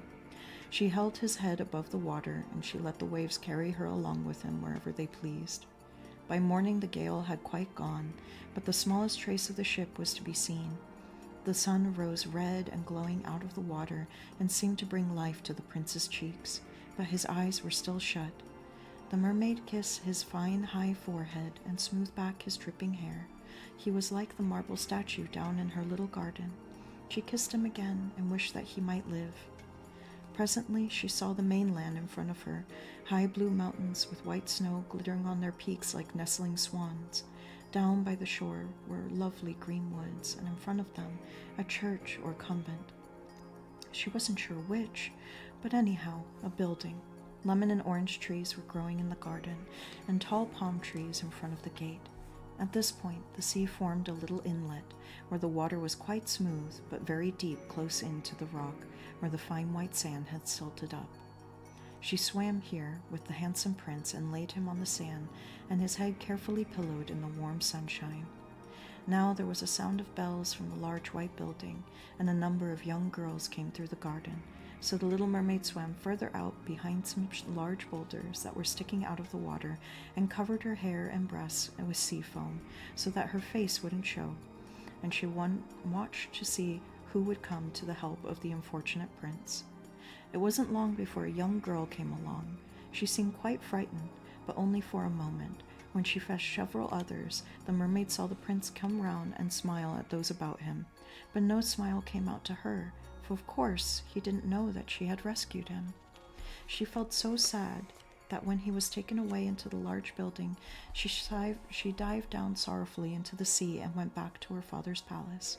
Silent and thoughtful, as she had always been, she now became much more so. Her sisters asked her what she had seen on her first visit to the surface, but she wouldn't say. Many a morning and many an evening she rose up to where she had left the prince. She saw the fruit in the garden ripen and be gathered. She saw the snow melt on the peaks, but she never saw the prince, and so she always turned back more despondent than ever. Her one comfort was to sit in the little garden with her arms round the beautiful marble statue, which was so like the prince. She never looked after her flowers, and they grew into a sort of wilderness out of the paths and braided their long stalks and leaves out to the branches of the trees until the light was quite shut out. At last she could keep it to herself no longer, but told one of her sisters, and immediately all the rest got to know, but nobody else, except for a few other mermaids who didn't breathe a word to any of their nearest friends. One of these was able to say who the prince was. She, too, had seen the party and was held on board the ship, and knew where he came from and the whereabouts of his kingdom. "Come on, little sister," said the other princesses, and with arms around each other's shoulders they rose in one line out of the sea, just in front of where the prince's castle stood. It was built on a glistening stone of pale yellow with great flights of marble steps. One of these led straight into the sea. Splendid gilt domes curved above the roof, and between the pillars that went right round the building there were lifelike sculptures in marble. Through the clear glass in the tall windows you could see the most magnificent rooms, and there hung with sumptuous silk curtains and tapestries, with their walls covered with large paintings, which were a delight to the eye. In the middle of the biggest rooms were huge splashing fountains, and its spray was flung high up into the glass dome in the ceiling, through which the sun shone down onto the water with beautiful plants growing in the great pool. "Hey, Blue," we're reading The Little Mermaid. Now she knew where he lived, and many an evening and many a night she would come to the surface at that spot. She swam much closer to the shore than any of the others had ever dared. She even went up the narrow creek under the fine marble balcony that threw its long shadow across the water. Here she would sit and gaze at the young prince, who imagined he was quite alone in the clear moonlight. Often in the evening she saw him go out to the strains of music in his splendid vessel that was dressed with flags. She peeped out among the green rushes, and when the wind caught her long silvery veil and someone saw it, they fancied it was a swan spreading its wings. On many nights, when the fishermen were at sea with their torches, she heard them speaking so well of the young prince, and that made her glad she had saved his life when he drifted about half dead on the waves. And she thought about how closely his head had rested on her bosom, and how lovingly she had kissed him, but he knew nothing whatsoever about that, never even dreamed she existed. Fonder and fonder she became of human beings. More and more she longed for their company. Their world seemed to her to be so much larger than her own. You see, they could fly across the ocean in ships, climb the tall mountains high above the clouds, and the lands they owned stretched with woods and meadows further than her eyes could see. There were so much she would have liked to know, but her sisters couldn't answer all her questions, and so she asked the old grandmother, for she knew all about the upper world, as she so aptly called the countries above the sea. "If people don't drown," asked the little mermaid, "can they go on living forever? Don't they die, as we do down here in the sea?" "Yes, yes," said the old lady, "they too have to die. Their lifetime is even shorter than ours. We can live for 300 years, but when our life comes to an end, we merely turn into foam on the water. We haven't even a grave down here among those we love. We've no immortal soul. We shall never have another life. We're like the green rush. Once it's been cut, it can't grow green again. But human beings have a soul which lives forever, still lives after the body is turned into dust. The soul goes climbing up through the clear air, up until it reaches the shining stars, just as we rise up out of the sea to look at the countries of human beings. So they rise up to beautiful unknown regions, ones we shall never see." "Why haven't we got an immortal soul?" the little mermaid asked sadly. "I would give my whole 300 years I have to live to become for one day a human being and to share in that heavenly world." "You mustn't go worrying about that," said the grandmother. "We're much happier and better off here than the people who live up there." "So then I'm doomed to die and float like foam on the sea, never to hear the music of the waves or see the lovely flowers in the red sun? Isn't there anything at all I can do to win an immortal soul?" "No," said the old lady. "Only if a human being loved you so much that you were more to him than father and mother, if he clung to you with all his heart and soul, and let the priest put his right hand in yours as a promise to be faithful and true here and in all eternity, then his soul would flow over into your body, and you, too, would get a share in human happiness. He would give you a soul and yet keep his own, but that can never happen. The very thing that's so beautiful here in the sea, your fish's tail, seems ugly to people on the earth. They know so little about it, and they have to have two clumsy supports called legs in order to look nice."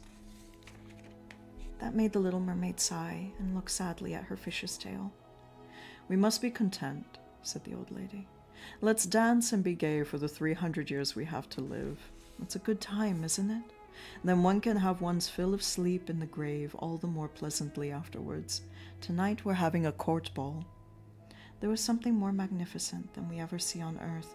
In the great ballroom, walls and ceiling were made of thick but clear glass. Several hundred enormous shells, rose red and grass green, were ranged on either side, each with a blue burning flame which lit up the whole room, and shining out through the walls, lit up the sea outside as well. Countless fishes, big and small, could be seen swimming towards the glass walls, and scales on some of them shone purple-red, and on others like silver and gold. Through the middle of the ballroom flowed a wide, running stream, on which mermen and mermaids danced to their own beautiful singing. No human beings have voices so lovely. The little mermaid sang the most sweetly of them all, and they clapped their hands for her, and for a moment there was joy in her heart, for she knew that she had the most beautiful voice on earth or sea. "Hi, Meister.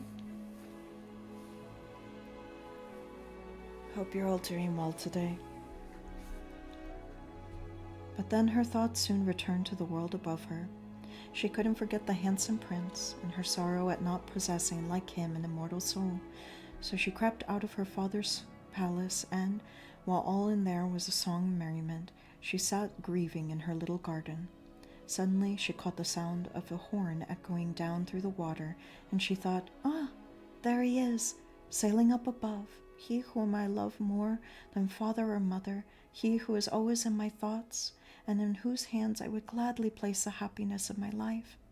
I will dare anything to win him, an immortal soul. While my sisters are dancing there in my father's palace, I will go to the sea witch. I've always been dreadfully afraid of her, but perhaps she can help me and tell me what to do." So the little mermaid left her garden and set off for the palace where the witch lived, and on the far side of the roaring whirlpools she had never been that way before. There were no flowers growing, no seagrass, nothing but the bare, gray, sandy bottom stretching straight up to the whirlpools, where the water went swirling round like whirling mill wheels, and pulled everything it could clutch down with it to the depths. She had to pass through the middle of these battering eddies in order to get to the sea witch's domain, and here, for a long stretch, there was no other way than over hot bubbling mud. The witch called it her swamp. Her house lay behind it in the middle of an extraordinary wood. All the trees and bushes were polyps, half animals and half plants. They looked like 100-headed snakes growing out of the earth. All the branches were long, slimy arms with supple, worm-like fingers, and joint by joint from the root up to the very tip were they continuously on to move. They wound themselves tight round everything they could clutch hold of in the sea, and they never let go. The little mermaid was terribly scared as she paused at the edge of the wood. Her heart was throbbing with fear. She nearly turned back, but then she remembered the prince and the human soul, and that gave her courage. She wound her long flowing hair tightly round her head so that the polyps wouldn't have that to clutch her by, and she folded both her hands across her breasts and darted off, just as a fish darts through the water, in among the hideous polyps which reached out for her, and their supple arms and fingers. She noticed how each of them had something they had caught, held fast by 100 little arms like hoops like iron, white skeletons of folks who had been lost at sea and who had sunk to the bottom, looked out from the arms of the polyps. Ships' rudders and chests were gripped tight, skeletons of land animals, and most horrible of all, a small mermaid whom they have caught and throttled. Now she came to a large, slimy, open space in the wood where big, fat water snakes were frisking about and showing their hideous, whitish-yellow bellies. In the middle was a house built of the bones of human folk who had been wrecked. There sat the sea witch, letting a toad feed out of her mouth, just as we might let a little canary come and peck sugar. She called the horrible fat water snakes her little chicks and allowed them to sprawl about her great spongy bosom. "I know well enough what you're after," said the sea witch. "How stupid of you. Still, you shall have your way, and it'll bring you into misfortune, my lovely princess. You want to get rid of your fish's tail, and in its place have a couple of stumps to walk on like a human being, so that the young prince can fall in love with you, and you can win him in an immortal soul." And with that the witch gave such a loud, repulsive laugh, and the toad and the snakes fell to the ground and remained sprawling there. "You've just come at the right time," said the witch. "Tomorrow, once the sun's up, I couldn't help you for another year. I shall make you a drink, and before sunrise you must swim to land and sit down on the shore and drink it up. Then your tail will divide in two and shrink into what humans call pretty legs. But it'll hurt, and it'll be a sharp sword going through you. Everyone who sees you will say you are the loveliest human child they have ever seen. You will keep your graceful movements. No dancer can glide so lightly, but every step you take will feel as though you were treading on a sharp knife, enough to make your feet bleed. Are you ready to bear all that?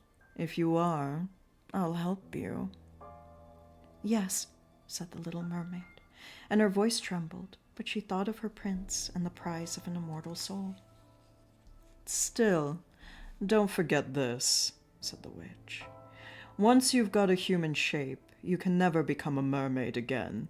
You can never go down through the water to your sisters and to your father's palace, and if you don't win the prince's love, so that he forgets father and mother for you and always has you in his thoughts and lets the priest join your hands together to be man and wife, then you won't get an immortal soul. The first morning after the prince marries someone else, your heart must break, and you become foam on the water." "I'm ready," said the little mermaid, pale as death. "Then there's me to be paid," said the witch, "and you're not getting my help for nothing. You have the loveliest voice of all down here at the bottom of the sea. With that voice, no doubt, you think to enchant him, but that voice you shall hand over to me. I demand the best that you have for me to make a rich drink. You see, I have to give you my own blood in order that the drink may be as sharp as a two-edged sword." "But if you take my voice," said the little mermaid, "what will I have left?" Your lovely form, said the witch, your graceful movements and your sparkling eyes. With those, you can so easily enchant a human heart. Well, where's your spunk? Put out your little tongue and let me cut it off in payment. Then you shall be given the potent mixture. Go on, then, said the little mermaid, and the witch put the kettle on for brewing the magic drink. Cleanliness before everything, she said, and she scoured out the kettle with a bundle of snakes that she had knotted together. Next, she scratched her breasts and let black blood drip down into the kettle. The steam took on the weirdest shapes, terrifying to look at. The witch kept popping fresh things into the kettle, and when it boiled up properly, it sounded like a crocodile in tears. At last, the brew was ready, and it looked like the clearest water. There you are, said the witch, and cut off the little mermaid's tongue. She was now unable to speak and unable to sing. If the polyps could catch hold of you as you go back through the wood, said the witch, throw but a single drop of this drink on them, and their arms and fingers will burst into 1,000 pieces. But the little mermaid had no need to do that. The polyps shrank from her in terror when they saw the dazzling drink that shone in her hand like a glittering star. So quickly she came through the wood and swamp and whirling whirlpools. She could see her father's palace. The lights were out in the great ballroom. They were all certain to be asleep in there by this time, but she didn't anyhow dare to look for them. Now that she couldn't speak and she was going to live them forever, she felt as if her heart must break for grief, and she stole into the garden, picked one flower from each of her sister's flower beds, blew 1,000 finger kisses towards the palace, and rose then through the dark blue sea. The sun was not yet up as she sighted the prince's castle and climbed the magnificent marble steps. The moon was shining wonderfully clear, and the little mermaid drank the sharp burning potion, and it was as if a two-edged sword pierced through her delicate body, and she fainted and laid, though as dead. Then the sun, streaming over the sea, woke her up, and she felt a sharp pain. But there in front of her stood the handsome young prince. He stared at her with his coal-black eyes, so that she cast down her own, and she saw that her fish's tail had gone, and she had the sweetest little white legs that any young girl could wish for. But she was quite naked, and so she wrapped herself in her long flowing hair. The prince asked who she was and how she had come to be there, and she could only look back at him so gently and yet so sadly out of her deep blue eyes, for of course she couldn't speak. And here's a picture of the prince finding the little mermaid.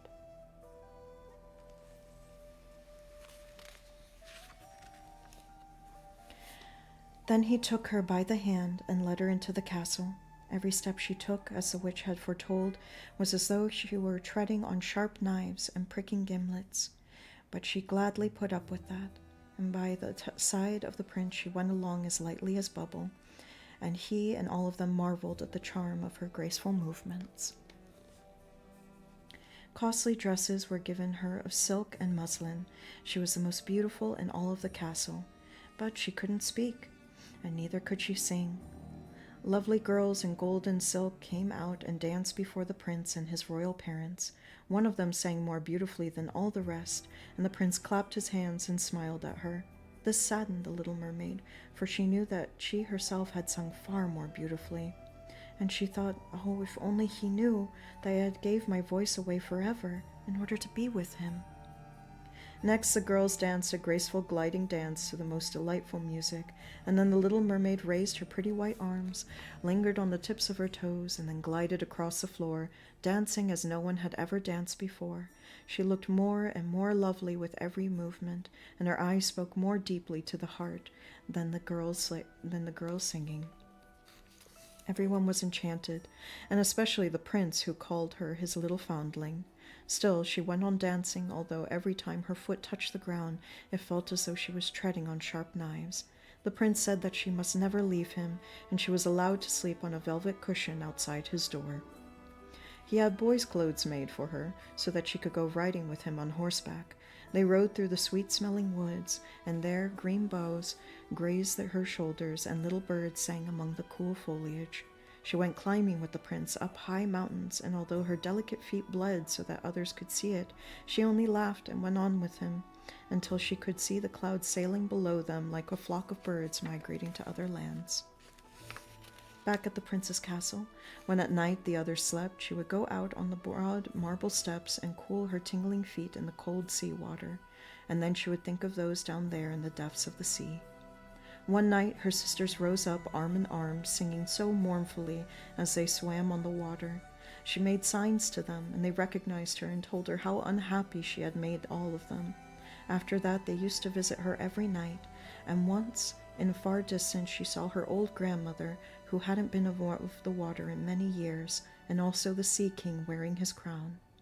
They both stretched out their hands towards her, but they didn't dare venture in so near to the shore as the 5 sisters.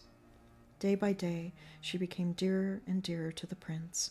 He loved her as one loves a dear, good child, but he didn't dream of making her his queen. And yet she had to become his wife, or else she would never win an immortal soul. But on his wedding morning, she would be turned to foam on the sea. "Do you like me best of all?" the little mermaid's eyes seemed to say, but he took her in her arms and kissed her lovely brow. "Yes," said the prince, "you're the kindest of all, and you're dearest because you have the kindest heart. You are the most devoted to me, and you remind me of a young girl I once saw, but will probably never see again. I was sailing in a ship that was wrecked, and the waves drove me ashore near a sacred temple where a number of young girls were serving. The youngest, who found me on the beach and saved my life, I only saw her twice. She was the only one who I could ever love in this world, but you are so like her that you almost take the place of her image in my heart. Almost. She belongs to the holy temple, so that fortune has been kind in sending you to me. We will never part." "Ah, little does he know that it was I who saved his life," thought the mermaid, "that I carried him across the sea to the temple in the wood, and that I waited in the foam and watched if anyone would come. I saw the pretty girl he loves better than me." And the mermaid sighed deeply, for she didn't know how to cry. "The girl belongs to the sacred temple," he says. "She'll never come out into the world, and they'll never meet again. I am with him, and I see him every day. I will take care of him, love him, and give up my life to him." But now the prince was getting married, they said, married to the pretty daughter of the neighboring king, and that was why he was fitting out such a splendid ship. The prince was going off to take a look at his neighbor's kingdom, and that was how they put it, meaning that it was really to take a look at the neighbor's daughter. A large suite was to go with him, but the little mermaid shook her head and laughed. She knew the prince's thoughts far better than all the others. "I shall have to go," he said to her. "I shall have to visit the pretty princess, as my parents are so insistent, but force me to bring her back here as my wife. That they will never do. I can't love her. She's not like the beautiful girl in the temple as you are. If I ever had to find a bride, I would rather have you, my dear silent foundling with the speaking eyes." Then he kissed her red mouth, played with her long hair, and laid his head against her heart so that it dreamed of human happiness and an immortal soul. "You've no fear of the sea, have you, my silent child?" he asked as they stood on board a splendid ship that was to take him to the neighboring kingdom, and he told her of stormy gales and dead calms, of strange fishes at the bottom of the ocean, and all that the driver had seen there. And she smiled at his tales, for she knew better than anyone else about the bottom of the sea. At night, when there was an unclouded moon, and all were asleep but the helmsman at the wheel, she sat by the ship's rail and stared down through the clear water, and she seemed to see her father's palace, with her old grandmother standing on the top of it in her silver crown, gazing up through the swift current at the keel of the vessel. Then her sisters came up onto the water and looked at her with eyes full of sorrow. Wringing their white hands, she beckoned to them and smiled and would have liked to tell them that all was going well and happily with her. But the cabin boy came up at that moment, and the sisters dived down so that the boy felt satisfied, and the white something he had seen was foam on the water.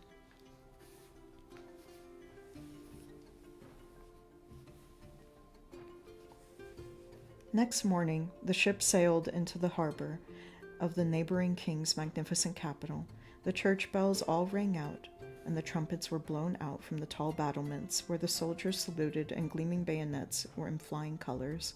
Every day there was a fete. Balls and parties were given one after another, but nothing had yet been seen of the princess, and it was said that she was being educated abroad in a sacred temple, where she had lessons in all royal virtues. But then, at last, she arrived. The little mermaid was eager for a glimpse of her beauty, and she had to admit that she had never seen anyone more charming to look at.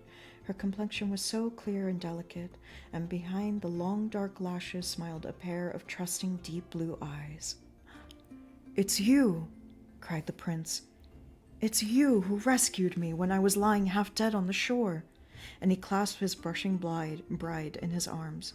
"Oh, I'm too happy, he said to the little mermaid. "My dearest wish, more than I ever dared to hope for, has been granted to me. My happiness will give you pleasure because you're fonder of me than any of the others." And the little mermaid kissed his hand, and already she felt as if her heart were breaking. The morrow of his wedding would mean death to her, and change her to sea foam.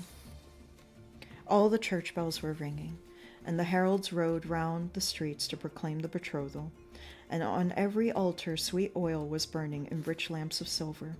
The priests swung their censers, the bride and the bridegroom joined hands and received the blessing of the bishop. Dressed in silk and gold, the little mermaid stood holding the bride's train, but her tears never heard the festive music. Her eyes never saw the holy rites. She was thinking of her last night on earth and of all she had lost in the world. That same evening, bride and bridegroom went on board the ship. The cannon thundered, the flags were all flying, and amidst the ships they had put up a royal tent of gold and purple, strewn with luxurious cushions. Here the wedded couple were to sleep that calm, cool night.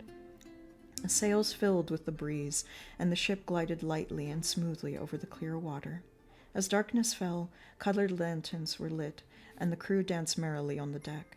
The little mermaid could not help thinking of the first time that she came up out of the sea and gazed on just such a scene of joy and splendor. And now she joined in the dance, swerving and swooping as lightly as a swallow that avoids pursuit, and shouts of admiration greeted her on every side. Never had she danced so brilliantly. It was as if sharp knives were wounding her delicate feet, but she never felt it. More painful was the wound in her heart. She knew that this was the last evening that she would see the prince for whom she had turned her back on kindred and home, given up her beautiful voice, and every day suffered hours of agony without his suspecting a thing. Oh, Sen, she was sleeping on a cushion outside of his room, and I guess just didn't know any better.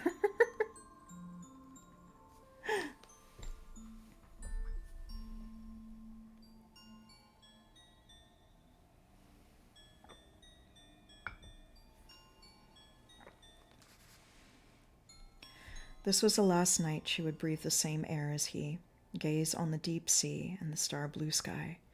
An endless night, without thoughts, without dreams, awaited her who had no soul and could never win one.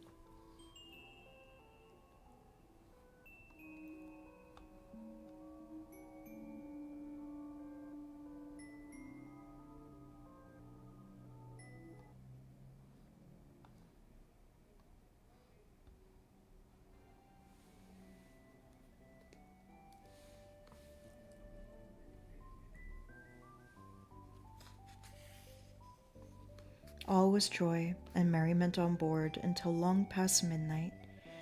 She laughed and danced with the thought of death in her heart. The prince kissed his lovely bride, and she toyed with his dark hair, and arm in arm they went to rest in the magnificent tent. The ship was now hushed and still. Only the helmsman was there at his wheel, and the little mermaid leaned with her white arms on the rail and looked eastward for a sign of the pink dawn. The first ray of sun, she knew, would kill her. Suddenly she saw her sisters rising out of the sea. They were pale like her. No more was their beautiful long hair fluttering in the wind. It had all been cut off. "We have given our hair to the witch, so that she might help us save you from dying when tonight is over. And she gave us a knife. Look, Here it is. Do you see how sharp the blade is? Before sunrise, you must stab it into the prince's heart. Then, when his warm blood splashes over your feet, they will grow together into a fish's tail, and you will become a mermaid once more. You will be able to come down with us into the water and live out your 300 years before being changed into the dead salt foam of the sea. Hurry! Either he or you must die before the sun rises. Our old grandmother has been sorrowing till her white hair has fallen away, as ours fell before the witch's scissors. Kill the prince and come back to us. But hurry, look at the red gleam in the sky. In a few minutes the sun will rise, and then you'll die. And with a strange, deep sigh, they sank beneath the waves. The little mermaid drew aside the purple curtain of the tent, and she saw the lovely bride sleeping with her head on the prince's breast. She stooped and kissed his handsome brow, looked at the sky where the pink dawn glowed brighter and brighter, looked at the sharp knife in her hand, and again fixed her eyes on the prince who murmured in his dreams the name of his bride. She alone was in his thoughts. The knife quivered in the mermaid's hand, but then she flung it out far into the waves, and it glimmered red where it fell, and what looked like drops of blood came oozing out of the water. With a last glance at the prince from eyes half dimmed in death, she hurled herself from the ship into the sea and felt her body dissolving into foam. And now the sun came rising out of the sea. Its rays fell gentle and warm on the death-chilled foam, and the little mermaid had no feeling of death. She saw the bright sun, and hovering above her hundreds of lovely creatures. She could see right through them, see the white sails of the ship and the pink clouds of the sky, and their voice was the voice of melody, yet so spiritual that no human ear could hear it, just as no earthly eye could see them. They had no wings, but their own lightness bore them up as they floated through the air. The little mermaid saw that she had a body like theirs, raising itself freer and freer from the foam. "To whom am I coming?" she asked, and her voice sounded like that of any of the other beings, more spiritual than any earthly music can record. "To the daughters of the air," answered the others. "A mermaid with no immortal soul can never have one unless she wins the love of a mortal. Eternity for her depends on the power outside her. Neither have the daughters of the air an everlasting soul, but by good deeds they can shape one by themselves. We shall fly to the hot countries, where the stifling air of pestilence means death to mankind, and we shall bring them cool breezes. We shall scatter the fragrance of flowers through the air and send them comfort and healing. When for 300 years we have striven to do good, then we shall win an immortal soul and have a share in mankind's eternal happiness. You poor little mermaid, have striven for that with all of your heart. You have suffered and endured, and you have raised yourself into the world of the spirits of the air. Now, by 300 years of good deeds, you too can shape for yourself an immortal soul." And the little mermaid raised her crystal arms toward God's sun, and for the first time she knew the feeling of tears. On board the ship, there was bustle and life once more. She saw the prince with his pretty bride looking about for her. Sorrowfully they stared at the heaving foam, as if they had known that she had thrown herself into the waves. Unseen, she kissed the forehead of the bride, gave a smile to the prince, and then with the other children of the air she climbed to a rose-red cloud that was sailing in the sky. "So we shall float for 300 years, till at last we come into the heavenly kingdom." "And may we reach it even sooner," whispered one, "unseen as we float into human homes, where there are children, and for every day we find a good child who makes their father and mother happy and earns their love. God shortens our time of trial. The child never knows when we fly through the room, and if that makes us smile with joy, then a year is taken away from the 300. But if we see a child who is naughty or spiteful, then we will have to weep tears of sorrow, and every tear adds one more day to our time of trial." And that is the original Little Mermaid.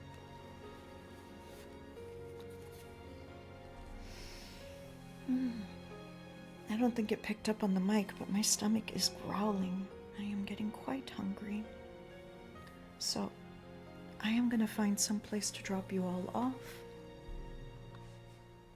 I hope you had a lovely time today. Thank you all for being here. And yeah, next stream will hopefully be on Monday.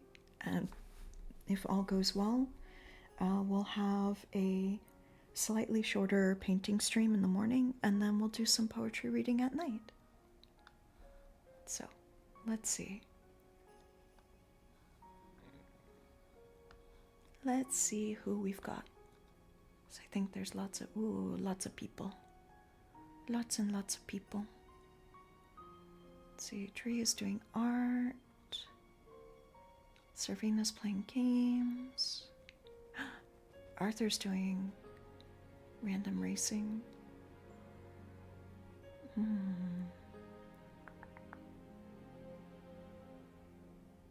Spam is streaming as well. Oof. So many choices, so many choices. Let's send you over to... Where can I send you?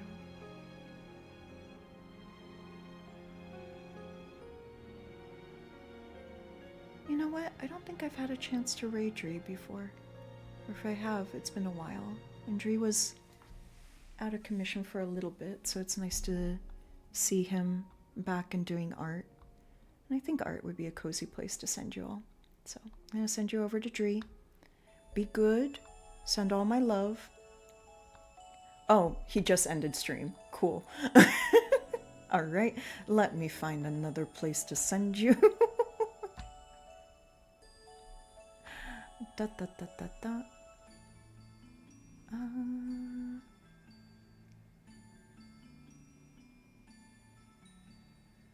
Yeah, maybe... I feel like I rated Servina recently? Did I? Or did I not? But then again, okay. Oh, Arthur doesn't have anyone right now. I'm gonna send you over to my friend Arthur, who's one of my offline friends and does map randomizers and is really, really good at them, and also has really good taste in music. So he does usually custom mixes to his Metroid runs. So I'm gonna send you over there. Very chill, awesome person. So send your love over to my friend Edible Toaster, and be kind, be good. If you are not, I will bop you.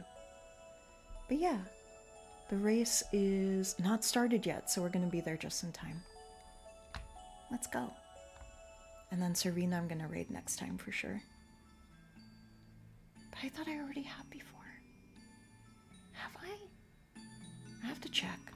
But we will get her next time. Because Servina